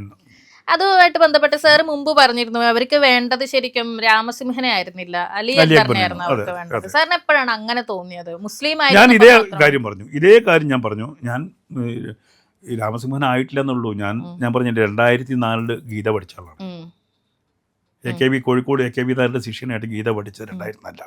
അതിനുശേഷം ഞാൻ ഈ ധർമ്മവ്യവസ്ഥ തന്നെയാണ് പിന്തുടർന്നത്. പേര് മാത്രം അലി അക്ബർ എന്നുള്ളൂ. അപ്പോൾ അന്ന് ഉള്ള നേതൃത്വത്തോട്, പേര് ഞാൻ പറഞ്ഞില്ല, നേതൃത്വത്തോട് ഞാൻ പറഞ്ഞു, ഇത് ഹിന്ദു ഏകീകരണം നടക്കാതെ ഇത് മുന്നോട്ട് പോകാൻ പറ്റില്ല. നിങ്ങളെന്താ പറയുന്നത്? മുസ്ലിം ലീഗുകൾ വോട്ട് ചെയ്യാതെ ഇവിടെ ഒരിക്കലും ജയിക്കാൻ പറ്റില്ല. ഞാൻ പറഞ്ഞു ഒരിക്കലും അപ്പോൾ എന്താ നിങ്ങൾ അങ്ങനെ വരാൻ കാണും? ഞാൻ പറഞ്ഞു 40 കൊല്ലം മുസ്ലിമായിട്ട് ജീവിച്ച ആളാണ്. BJPയെ കുറിച്ചുള്ള മുസ്ലിമിൻ്റെ അഭിപ്രായം എന്താണെന്ന് എൻ്റെ ഉള്ളിലുണ്ട്. ഞാൻ ആദ്യം ധരിച്ചു വെച്ചിരുന്നത് എങ്ങനെയാണ്? എന്താണ് എപ്പോഴെങ്കിലും മുസ്ലിങ്ങൾ BJP എന്നൊരു പാർട്ടിനെ RSS എന്ന് പറഞ്ഞാൽ എൻ്റെ കുഞ്ഞിലെ RSS എന്ന് പറഞ്ഞാൽ ഏറ്റവും മോശപ്പെട്ട സംഭവമാണെന്ന് പഠിപ്പിച്ച RSSകാരോട് മിണ്ടരുത്, RSSകാരെ കണ്ട തുപ്പണം, ഇങ്ങനെയൊക്കെ പഠിപ്പിക്കുന്നുണ്ട്. പിന്നെന്താ, മദ്രസയെ പഠിപ്പിച്ചിട്ടുണ്ട്. പിന്നീട് ഞാൻ ഈ കലാകാരനായിട്ട് ക്ഷേത്രങ്ങളിലൂടെ നാടകം കളിച്ച് നടന്ന് ഹിന്ദുക്കൾ എന്താണെന്ന് മനസ്സിലാക്കിയപ്പോഴാണല്ലോ RSS എന്താണെന്ന് മനസ്സിലാക്കിയത്. അതിന് മുമ്പ് ഇങ്ങനെ ഒരു മാറ്റി നിർത്തലുണ്ട് അതിൻ്റെ ഉള്ളിൽ തന്നെ. ഇപ്പോഴില്ലേ? ഇപ്പം ഞാൻ ഇവിടെ RSS എന്ന് പറഞ്ഞിട്ടല്ലേ, BJP എന്ന് പറഞ്ഞിട്ടല്ലോ ഇപ്പം മുസ്ലിം ലീഗ് പ്രശ്നം ഉണ്ടാക്കുന്നത്. RSSന്റെ പരിപാടിക്ക് ഗവർണർ പങ്കെടുത്തു, ഇതല്ലേ പറഞ്ഞത്, അല്ലാണ്ട് BJPയുടെ കാര്യമല്ല ഒന്ന്. അപ്പോൾ ഈ RSS എന്ന് പറയുന്നത് ഈ കേരളത്തെ സംബന്ധിച്ചുള്ള കേരള മുസ്ലിങ്ങളെ ഭയപ്പെടുത്തി തങ്ങൾക്ക് അനുകൂലമാക്കാൻ ഇടതുപക്ഷവും വലതുപക്ഷവും എക്കാലം ഉപയോഗിച്ചത് RSSനെയാണ്. ഇങ്ങനെ പറഞ്ഞു പേടിപ്പിക്കും. എന്നാൽ BJP ഒരിക്കലും ഹിന്ദു സമൂഹത്തിനെ ഉപയോഗിച്ചില്ല എന്നുള്ളതാണ് BJPയുടെ ഏറ്റവും വലിയ പരാജയം. ഞാനെപ്പോഴും പറയാറ്, BJP ഈ ക്രിസ്ത്യൻ തിണ്ണതിരങ്ങാൻ വേണ്ടി പോകുന്നതിന് പകരം ഹിന്ദുവിൻ്റെ തിണ്ണതിരങ്ങുന്നു. ഹിന്ദു സമൂഹം എത്രമാത്രം ഉണ്ട് ഇവിടെ ഉണ്ട്? ഒരു പക്ഷേ ജാതീയമായിട്ടോ അല്ലെങ്കിൽ സംഘടനാപരമായിട്ടോ ഒക്കെ ഈ ഹിന്ദു സമൂഹത്തിലുള്ള ആളുകൾ തന്നെ വിഭജിച്ച് നിൽക്കുന്നത് കൊണ്ട്. ഹിന്ദുവിനെ വിഭജിക്കുന്ന ആരാണ്? നമ്മളതിനല്ലേ. ഹിന്ദുവിനെ വിഭജിക്കുന്ന ഹിന്ദുവാണ്. മറ്റുള്ളവർ ശ്രമിക്കുന്നുണ്ട്. ഇപ്പം ജമാഅത്തെ ഇസ്ലാമിക്കാരൊക്കെ നന്നായി ശ്രമിക്കുന്നുണ്ട്. പക്ഷേ അവരുടെ ഉള്ളിൽ തന്നെ ഒരു യൂണിറ്റി ഇല്ല. ഹിന്ദുവിനെ ഞാൻ ചോദിക്കട്ടെ, ഹിന്ദുവിനെ എങ്ങനെയാണ് നമ്മൾ ഒരുപ്പിക്കുക? ഇപ്പം ഞാനൊരു സംഘടന ഉണ്ട്, BJP ഉണ്ട്. ഞാനവിടെ അധ്യക്ഷനെ ഇരുത്തേണ്ടത് ഏറ്റവും താഴെ ആളെ ഇരുത്തണം വേണ്ടേ? ഓക്കെ. നമ്മുടെ സമൂഹത്തിന്, കാരണം ഞങ്ങൾക്കാരും അപ്രാപ്യനല്ല. ഇപ്പം മോദിജി താഴെക്കടൽ ആളല്ലേ, നമ്മുടെ പ്രസിഡന്റ് താഴെക്കടൽ ആളല്ലേ. അപ്പോഴാണല്ലോ നമുക്ക് ബഹുമാനം തോന്നുന്നത്. അതിവിടെയുമാണ്. ഈ പറയുന്ന താഴെയുള്ള, ഞാൻ ഉദാഹരണം പറഞ്ഞുതരാം. ഞാൻ BJPയിൽ വന്ന് ആദ്യം ആവശ്യപ്പെട്ട എന്താണെന്നറിയോ? ഈ കേരളത്തിലെ മുഴുവൻ ക്ഷേത്ര കലാകാരന്മാരെയും സംഘടിപ്പിക്കുക എന്നുള്ളതാണ്. വേണ്ടേ? ആയിരക്കണക്കിന് ക്ഷേത്ര കലാകാരന്മാർ, ഒരാളും ഇല്ല, ഒരു അംഗീകാരം അവർക്ക് കൊടുക്കാറില്ല, ഒരു പെൻഷൻ ഇല്ല അവർക്ക്, കേന്ദ്രത്തിൽ നിന്ന് സഹായം ഇല്ല അവർക്ക്.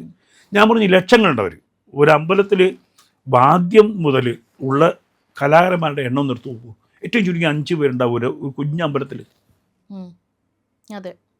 തെയ്യക്കലാകാർ, ചെണ്ടക്കാർ, ഇങ്ങനെ തുടങ്ങി കേരളത്തിലെ മുഴുവൻ ആളുകളെയും ഒന്ന് സംഘടിപ്പിക്കണം എന്ന് ഞാൻ പറഞ്ഞപ്പോൾ മൈൻഡ് ചെയ്തിട്ടില്ല. അങ്ങനെയല്ലേ ഇപ്പം കലയിലൂടെയാണ് നമുക്കൊരാശയം ഏറ്റവും കൂടുതൽ സ്പ്രെഡ് ചെയ്യാൻ പറ്റുന്നത്. ഒരുപക്ഷെ ഇപ്പം നേതൃത്വം മാറിയതിനു ശേഷം ആ പാർട്ടിയുടെ അല്ലെങ്കിൽ BJPയുടെ ഒരു പോക്ക് എന്നൊക്കെ പറയുന്നത് സാർ ഉദ്ദേശിക്കുന്ന ഒരു ശരിയായ ദിശയിലാണെന്ന് ആയിട്ടൊന്നുമില്ല.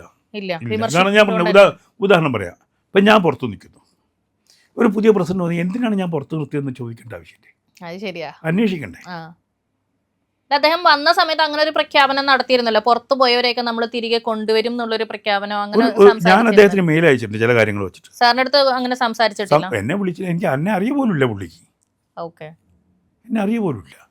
അപ്പോൾ ഈ പ്രസിഡന്റ്, ഇപ്പം ഞാൻ ഉദാഹരണം പറഞ്ഞുതരാം. ഒരു പ്രസിഡന്റ് എപ്പോഴാണ് പ്രസിഡന്റ് ആവുന്നത്?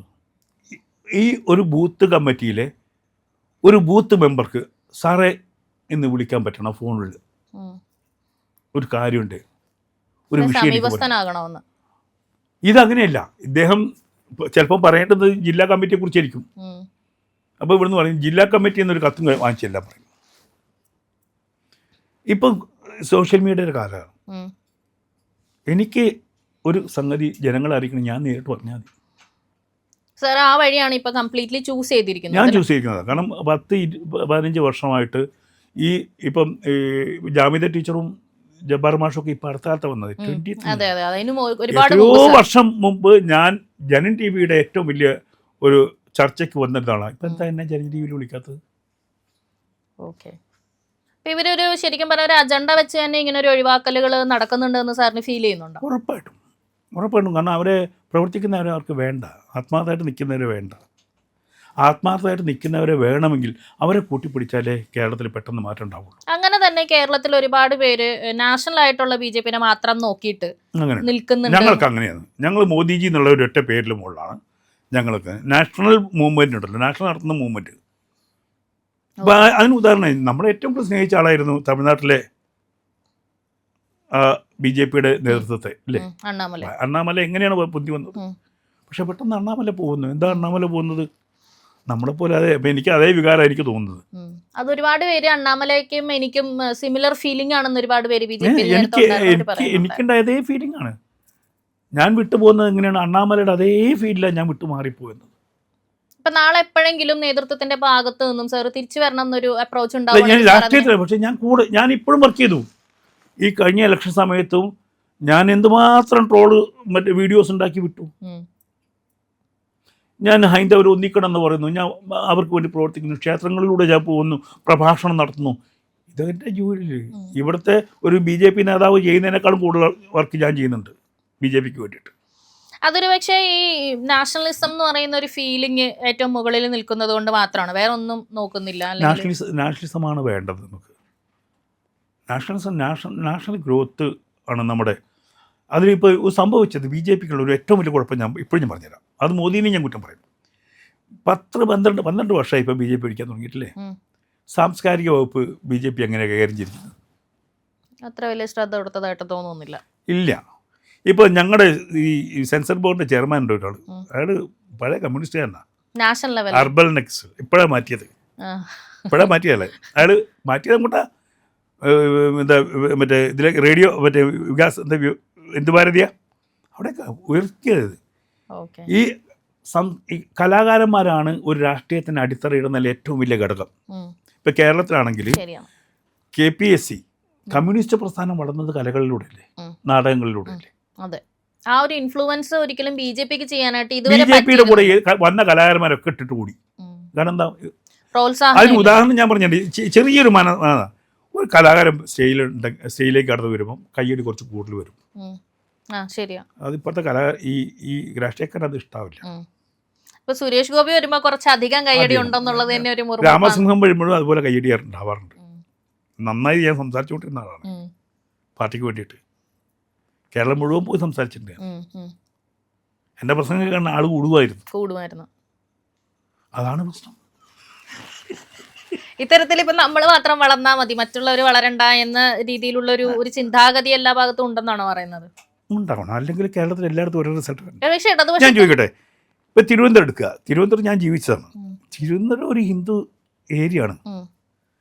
അവിടെ പണ്ടേ പല പ്രശ്നങ്ങളുണ്ടായതുകൊണ്ട് ഹിന്ദു ഏകീകരിക്കേണ്ട ആവശ്യം ഉണ്ടായിട്ടുണ്ട്. അവിടുത്തെ ഒന്ന് മറ്റേ ചാല കലാപം, പൂന്തുറ കലാപം ഉണ്ടാകുമ്പോൾ ഞാൻ അവിടെ ഉണ്ട്. അപ്പോൾ അവിടെ ഒരു ഈ പറയുന്ന ജിഹാദിസത്തിനിടെ എതിരെ ആൾറെഡി അവിടെ ഒരു ഏകീകരണം ഉണ്ടായിട്ടുണ്ട്. ഒരു ഹിന്ദു ഭൂരിപക്ഷ പ്രദേശം കൂടിയാണ് പലതും. അത് BJPക്ക് ഗുണമായിട്ടാണ് അവിടെ ജയിക്കുന്നത്. അതേസമയത്ത് മറ്റൊരു ജയമുണ്ട് നമ്മുടെ മറ്റേ അത് ജയമാണ് പ്രവർത്തനം. അതാവാനാണ് ഞാൻ പറയുന്നത്. ആരും പ്രതീക്ഷിക്കാത്ത ഒരു വിജയമായിരുന്നു. അത് എല്ലാവർക്കും പറ്റും. ഇപ്പോൾ കുന്നമംഗലത്ത് പറ്റും, കോഴിക്കോട് പറ്റും, എൻ്റെ മറ്റേ മണ്ഡലത്തിൽ പറ്റും. അങ്ങനെ പറ്റുന്ന മണ്ഡലങ്ങളുണ്ട്. പക്ഷേ എഴുതി തള്ളിയിരിക്കുക. ഇനി ഒരു പക്ഷേ സ്ഥാനാർത്ഥിയായിട്ടാണെങ്കിലും ഒരു ക്ഷണം വന്നു കഴിഞ്ഞാൽ തിരിച്ച് BJP-യിലേക്ക് ഒരു എൻട്രി ഉണ്ടാവുമോ എന്നുള്ളതാണ് ഞാൻ ഞാൻ ചോദിക്കുന്നത്. BJP-യിൽ നിന്ന് പുറത്തു പോയിട്ടില്ലല്ലോ. പോയിട്ടില്ല, ഞാൻ BJP രാജിവെച്ചല്ലോ. അത് സ്ഥാനമാനങ്ങളല്ലേ. എൻ്റെ മെമ്പർഷിപ്പ് രാജിവെച്ചിട്ടില്ല.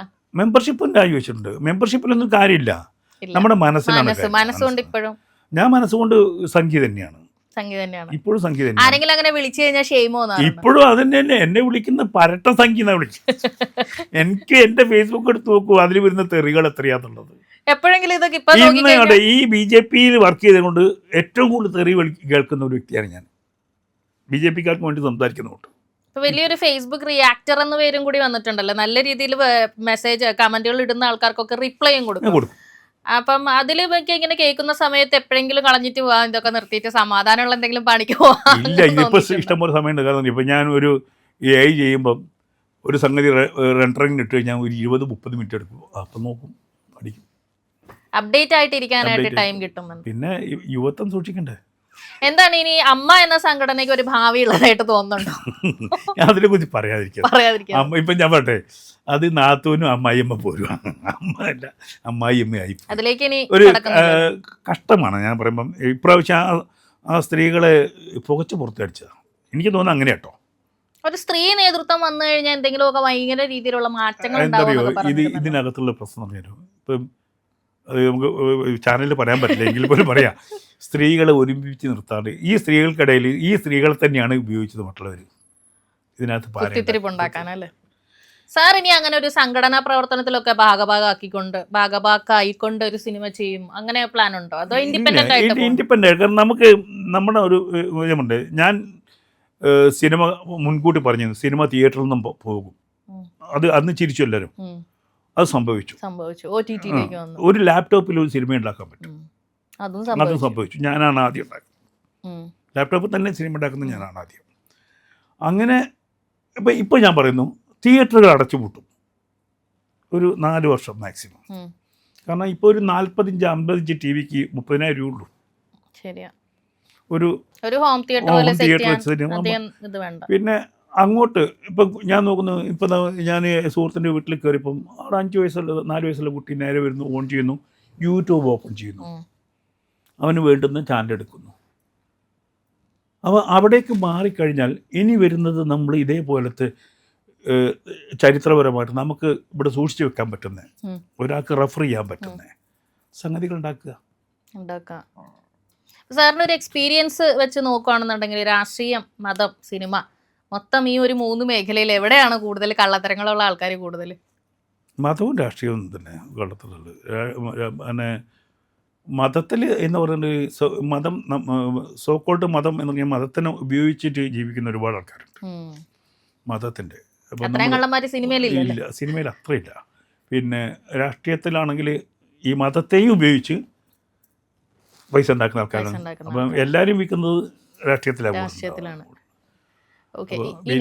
ഈ ഒരു മാറ്റം വരും. ഇപ്പം നമ്മൾ ഇതിൽ ഒരു പ്രോബ്ലം ഉള്ളത്, ഇന്നത്തെ ചെറുപ്പക്കാർക്ക് ലോകം എന്താണെന്ന് അറിയില്ല. അവിടെയാണ് എനിക്ക് പ്രശ്നം. എൻ്റെ മകള് പത്രം വായിക്കാറില്ല, ന്യൂസ്.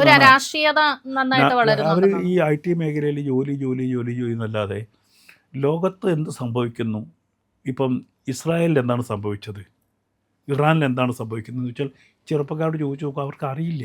ക്ലിയർ ആയിട്ടുള്ള ഒരു വിഷൻ ഇല്ല. ഇപ്പോൾ മുസ്ലിങ്ങളോട് ചോദിച്ചാൽ അവർ പറയും അവിടെ ഗാസയിൽ കൂട്ടക്കൊല നടത്തുക എന്ന് പറയും. അവർക്ക് അങ്ങനെ ഒരു പാഠം കൊടുക്കുന്നുണ്ട്. മറ്റതോ ഒന്നും അറിയില്ല. രണ്ടാമത് ലഹരി. ഏറ്റവും അപകടകരമായിട്ട് കേരളത്തെ ബാധിക്കാൻ പോകുന്നത് ലഹരിയാണ്. ഇപ്പം VD സതീശൻ സർക്കാർ വന്നതിന് ശേഷം ലഹരിക്കെതിരെ വലിയ രീതിയിലുള്ള മാറ്റങ്ങൾ കൊണ്ടുവരാൻ വേണ്ടി പ്രതീക്ഷ ഉണ്ടോ? അതിൽ കുറേയൊക്കെ മാറ്റങ്ങൾ ഉണ്ടാവും. പക്ഷേ ഇതങ്ങനെയല്ല വേണ്ടുന്നത്. ഇത് നമുക്ക് വീടിൽ നിന്ന് തുടങ്ങേണ്ടത്. എന്തുകൊണ്ടാണ് ഒരു കുട്ടി ലഹരിയിലേക്ക് പോകുന്നത്? വീട്ടിൽ ഉണ്ടാകുന്ന, ഇപ്പോൾ നമ്മൾ പറയില്ലേ, ഞാനൊക്കെ വീട്ടിൽ 6 മണിയാകുമ്പോൾ ഉമ്മയുടെ കാച്ചി തുണി കെട്ടി പുറകിൽ വിളക്ക് വെച്ച് ഒരു കളി ഉണ്ടായിരുന്നു നമ്മൾ വീട്ടിൽ ഒരുമിച്ച്, ഇല്ലേ? നമ്മളൊക്കെ ചെറുപ്പത്തിൽ 6 മുതൽ ഒരു 8 വരെയുള്ളത് ഈ വീട്ടിൽ ഒരുമിച്ച് ഉണ്ടാകുന്ന പരസ്പരം സംവദിക്കും, തല്ലുകൂടും. അങ്ങനെ അതുണ്ടോ എന്ന് ഇല്ല. എല്ലാവരും TV-യിൽ. അപ്പോൾ വീട്ടിനകത്ത് നമ്മൾ ഒരു 2 മണിക്കൂർ കുട്ടികളുമായിട്ട് ഒരുമിച്ചിരുന്ന് കളിച്ച് ചിരിച്ച് പോവുക. ഇപ്പോൾ മദ്യത്തിനൊന്നും ഞാൻ തരുന്നല്ല. ഇപ്പം നമ്മളിപ്പോൾ ഒരു ഫംഗ്ഷൻ ഉണ്ടാകുന്നു, ഞാൻ പറയും മോള് കുറച്ച് കഴിച്ചു നോക്കിയേ, ഇത് ഇത്രയേ ഉള്ളൂ. ഇത് വീട്ടിൽ നിന്ന് തന്നെ ആദ്യം ആ വീട്ടിൽ നമ്മളത് മര്യാദ ശീലിപ്പിച്ച് കഴിഞ്ഞാൽ, ഇപ്പം ഞാൻ വൈഫ് ക്രിസ്ത്യൻ ആയതുകൊണ്ട് തന്നെ എല്ലാ ക്രിസ്മസിനും ചാച്ചൻ മരിക്കുന്നത് വരെയും ക്രിസ്മസിന് ഞാൻ ചെല്ലണം നിർബന്ധമാണ്. ഞാൻ ചെന്ന് കഴിഞ്ഞാൽ ചാച്ചൻ ഒരു പിഗ് കഴിക്കും, എനിക്ക് 2 പിഗ് തരും. ഇത് അവിടെ ഒരു ക്ലോസ് ആയിട്ട് ഭക്ഷണത്തിൻ്റെ കൂടെ പോകുന്ന ഒരു ചെറിയ ഇതാണ്. അപ്പോൾ അങ്ങനെ സംഭവിക്കുന്ന കുട്ടികൾക്ക് ഒരു തോന്നണ്ടേ എനിക്കത് കഴിക്കണം, എന്താടാ നിനക്ക് കഴിക്കണോ, ഞാൻ വാങ്ങിച്ചു തരാം, ഏറ്റവും നല്ല സാധനം വാങ്ങിച്ചു. നമ്മളങ്ങനെ ഇത് ഇത്രയേ ഉള്ളൂ. ഇതിനേക്കാളും നല്ലതാണ് നമ്മൾ കളിക്കുന്ന കളി ലഹരി. എത്രത്തോളം നമുക്ക് ഇത് പോസിബിൾ ആവും? കാരണം മദ്യം എന്നത് മാത്രമല്ലല്ലോ ഇപ്പൊ കേരളത്തിൽ ലഹരി എന്നുള്ളതിന്റെ നിർവചനം. ആ ലഹരിയിലേക്ക് പോകുന്നത് എന്തുകൊണ്ടാണെന്നാണ് ഞാൻ പ്രശ്നം. ഈ കുട്ടികൾ ഒറ്റപ്പെടുന്നതുകൊണ്ടാണ്. ആ ഒറ്റപ്പെടലിൽ നിന്ന് കുട്ടികൾ ഒഴിവാക്കണമെങ്കിൽ കുടുംബം നന്നായി വെക്കുള്ളൂ. വി.ഡി. സതീശനെ എല്ലാ കള്ളന്മാരും പിടിച്ചാലും വീണ്ടും ഇതിലേക്ക് പോകും. പക്ഷെ കുടുംബത്തിലെ കള്ളന്മാരെ ആദ്യം പിടിക്കുക. വൈകുന്നേരം 7 മണിക്ക് സീരിയൽ കാണുന്ന പെണ്ണുങ്ങളെ ആദ്യം അടിക്കുക. ഈ സീരിയൽ എന്ന് പറയുന്നത് ഭയങ്കരമായിട്ട് ദുസ്വാധീനം. ഞാനൊക്കെ നന്നായി സീരിയൽ ചെയ്തിട്ടുണ്ട്. ഞാൻ ദൂരദർശനിലൊക്കെ നല്ല സീരിയൽ, ഉണ്ണി വന്ന നാള്, അതുപോലെ പാഠഭേദം, സുന്ദരികളും സുന്ദരന്മാരും, ഇതൊക്കെ ചെയ്ത ആളാണ് ഞാൻ. പക്ഷെ അത് ആഴ്ചയിൽ ഒരു ദിവസമാണ് ഒരു സീരിയൽ ഉണ്ടാവുക. അതിനകത്തൊരു കഥ ഉണ്ടാവും, ഒരു ഫണ്ണി ഇമ്പാക്ട് ഉണ്ടാവും, പിന്നെ മെസ്സേജസ് ഉണ്ടാവും. ഇന്നങ്ങനെയല്ലോ, അമ്മായിമ്മയും മരുമോളും നാത്തൂനും വിഷം കൊടുക്കുക, അതിൻ്റെ ഒരു അന്യ. അപ്പം ഇത് ഈ അമ്മ കണ്ടു കഴിഞ്ഞാൽ അമ്മയുടെ വയറ്റിൽ കിടന്ന് കുഞ്ഞു ഇത് പഠിക്കും. ഒരു നെഗറ്റീവ് ഇമ്പാക്റ്റ് ആണ് കിട്ടുന്നത്. പകരം വൈകുന്നേരം ഒരുമിച്ചിരിക്കാനും കളിക്കാനും കളി പറയാനും പറ്റുന്ന ഒരു കുടുംബ വ്യവസ്ഥ എന്നുണ്ടാക്കുന്നോ അന്ന് ലഹരി പുറത്തു. അതൊരു പക്ഷേ ഈ ഹിന്ദുസം എന്ന് പറയുന്ന സംസ്കാരം അതിനൊക്കെ അതുപോലെയാണ്. ഇങ്ങനെ വീട് അങ്ങനെ ഒരു ഇതുണ്ടോ അതിനകത്ത്? പണ്ട് ക്ലബ്ബുകളുണ്ടായിരുന്നു, നമുക്ക് നാട്ടിൻപുറത്തെ ക്ലബ്ബുകളുണ്ടായിരുന്നു. വീട് തന്നെ ഒരു ക്ലബ്ബായിരുന്നു. അപ്പം ഞങ്ങളൊക്കെ ഒരുപാട് അംഗങ്ങളുണ്ടായിരുന്നു. വൈകുന്നേരം ആകുമ്പം ഞാനും ജ്യേഷ്ഠന്മാരും കൂടി ഈ മൂട എടുക്കും, മറ്റേ ഓരോന്നെടുത്ത് പാത്രം എടുത്തിട്ട് അതിനും കൂടെ കാളി ഭദ്രകാളി ഇത് പാടുമ്പോൾ ഉമ്മ വന്നിട്ട് കയ്യിൽ എടുത്തിട്ട് ഈ സന്ധ്യാസമയത്താണ് ഈ പാട്ട് പാടുന്ന ആഗ്രഹിക്കുന്നത്. അപ്പോൾ ആ വീട്ടിനകത്ത് ഒരു ഈ പറയുന്ന തമാശകളൊക്കെ ഉണ്ടാകുമ്പോൾ പുറത്തൊരു തമാശയ്ക്ക് പോകാൻ നമുക്ക് വീട്ടിൽ തന്നെ അത്രയും ആൾക്കാരുണ്ട്, വീട് ഒരു സ്വർഗ്ഗാക്കി എന്ന് മാറ്റുന്നു മലയാളി, പ്രത്യേകിച്ച് മലയാളി. എന്നാൽ നോർത്ത് ഇന്ത്യയിലെ ഹിന്ദു കുടുംബങ്ങൾ ഇന്നും വളരെ വിവാഹം, മറ്റു കാര്യങ്ങൾ, വീടുകൾ അങ്ങോട്ടും ഇങ്ങോട്ടും ഒരു കുട്ടി ഉണ്ടായപ്പോൾ ഈ കാണൽ പിടിക്കൽ, ഇതൊക്കെ നോർത്ത് ഇന്ത്യയിൽ ഭയങ്കര ഇതാണ്.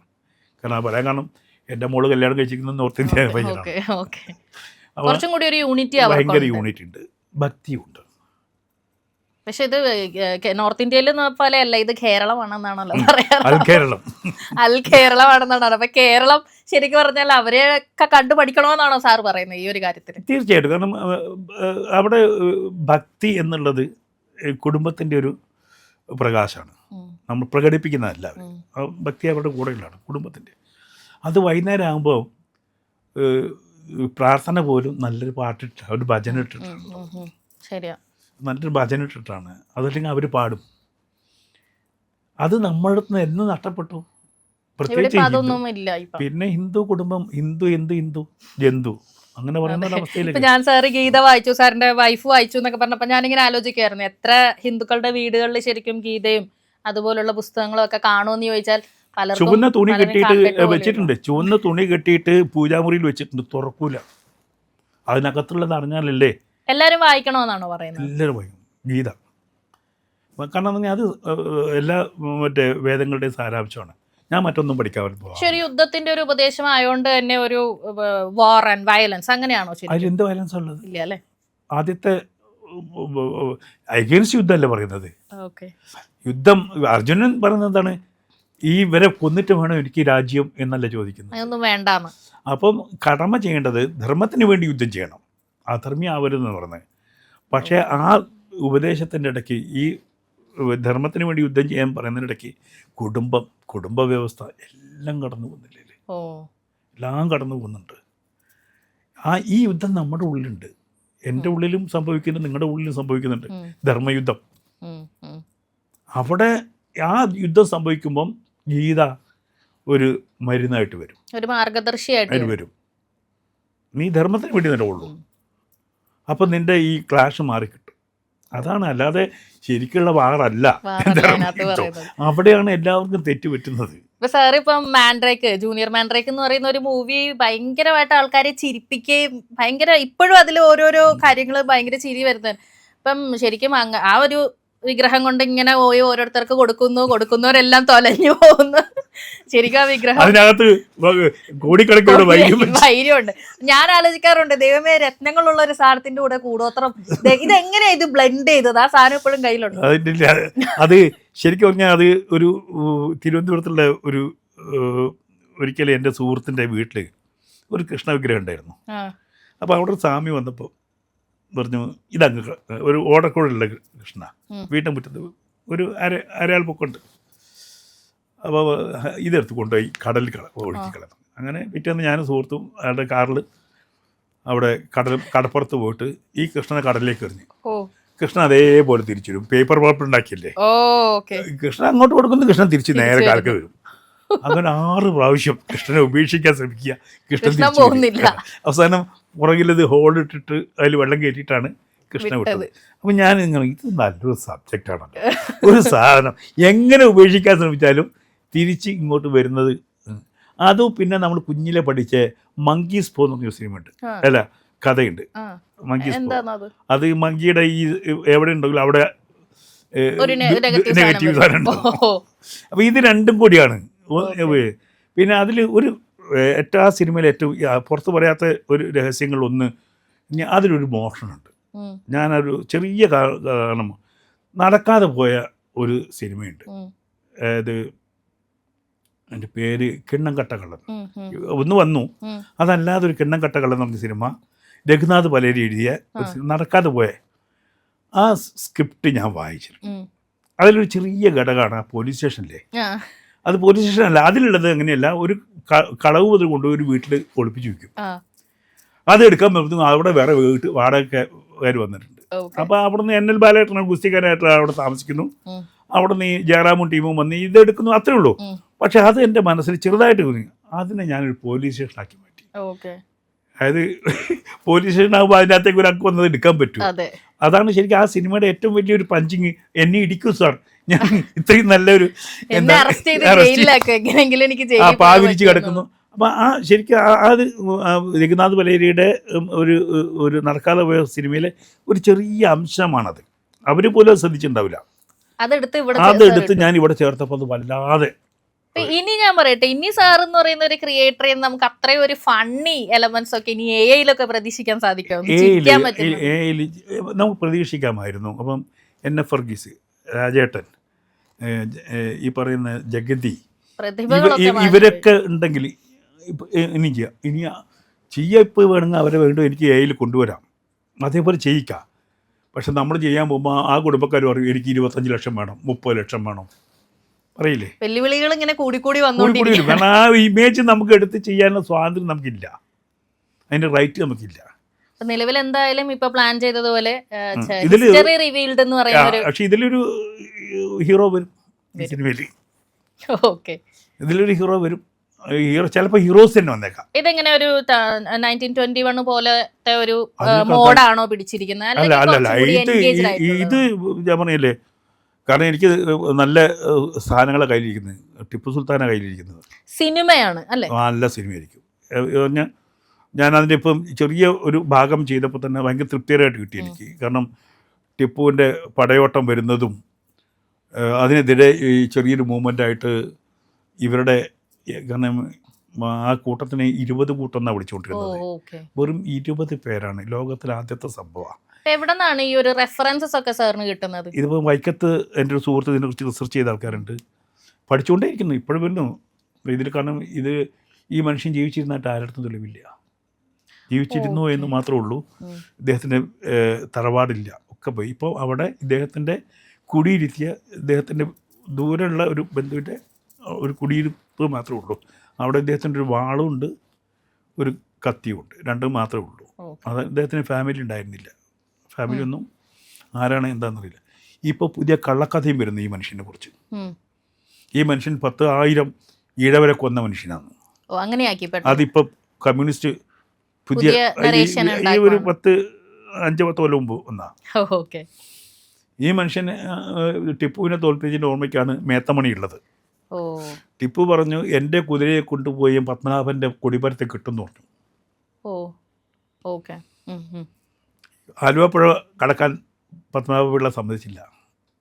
ആ വിജയത്തിൻ്റെ ടിപ്പുവിൻ്റെ വാളും തൊപ്പിയും അവിടെ കൊണ്ട് കൊടുത്തു പത്മനാഭപിള്ള.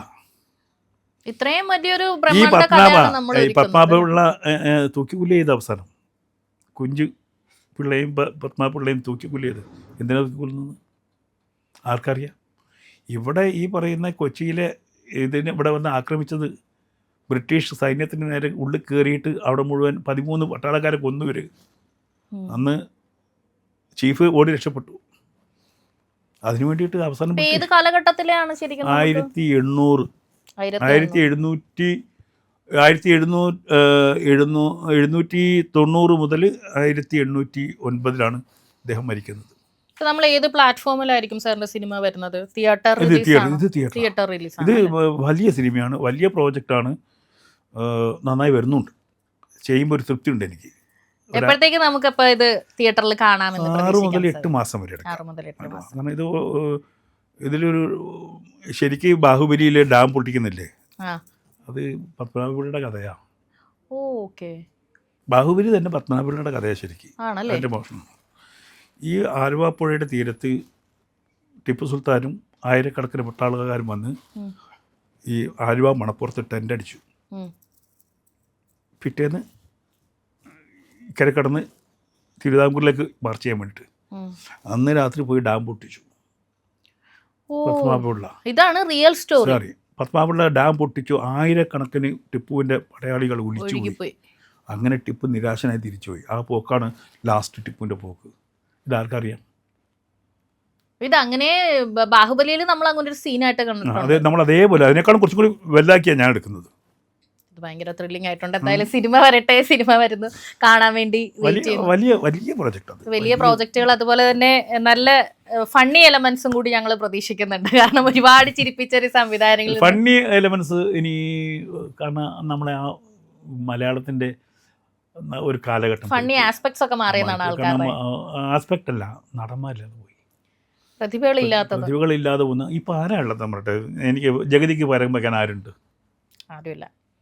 എന്നെ ഫോർഗീസ് പകരം വയ്ക്കാറുണ്ട്, രാജൻ പി എന്നെ പകരം വയ്ക്കാറുണ്ട്. ശരിയാണ്, അതൊക്കെ പോയി, എല്ലാവരും പോയി. അതൊരു എൻ്റെ ഫാമിലി ആയിരുന്നു അത്. എന്നോട് എല്ലാവരും ചോദിക്കും എന്തുകൊണ്ട് സിനിമ വിട്ടു? എൻ്റെ കുടുംബം മുഴുവൻ പോയി, ഞാൻ ഒറ്റയ്ക്കായി പോയി എന്നതാ. ശരിക്കും പറഞ്ഞാൽ ടൂൾസ് ഇല്ലാത്ത, നമുക്ക് നന്നായിട്ട് ബാക്കിയെല്ലാം ഉണ്ട്, പക്ഷെ ടൂൾസ് ഇല്ല എന്നുള്ളത്. അപ്പം നമ്മൾ മറ്റേതങ്ങനെയില്ല. രാജേട്ടാ എനിക്കൊരു ഡേറ്റ് കൊണ്ടല്ലോ, എന്നാടാ മോനെ നിനക്ക് ഡേറ്റ് തരാതെ.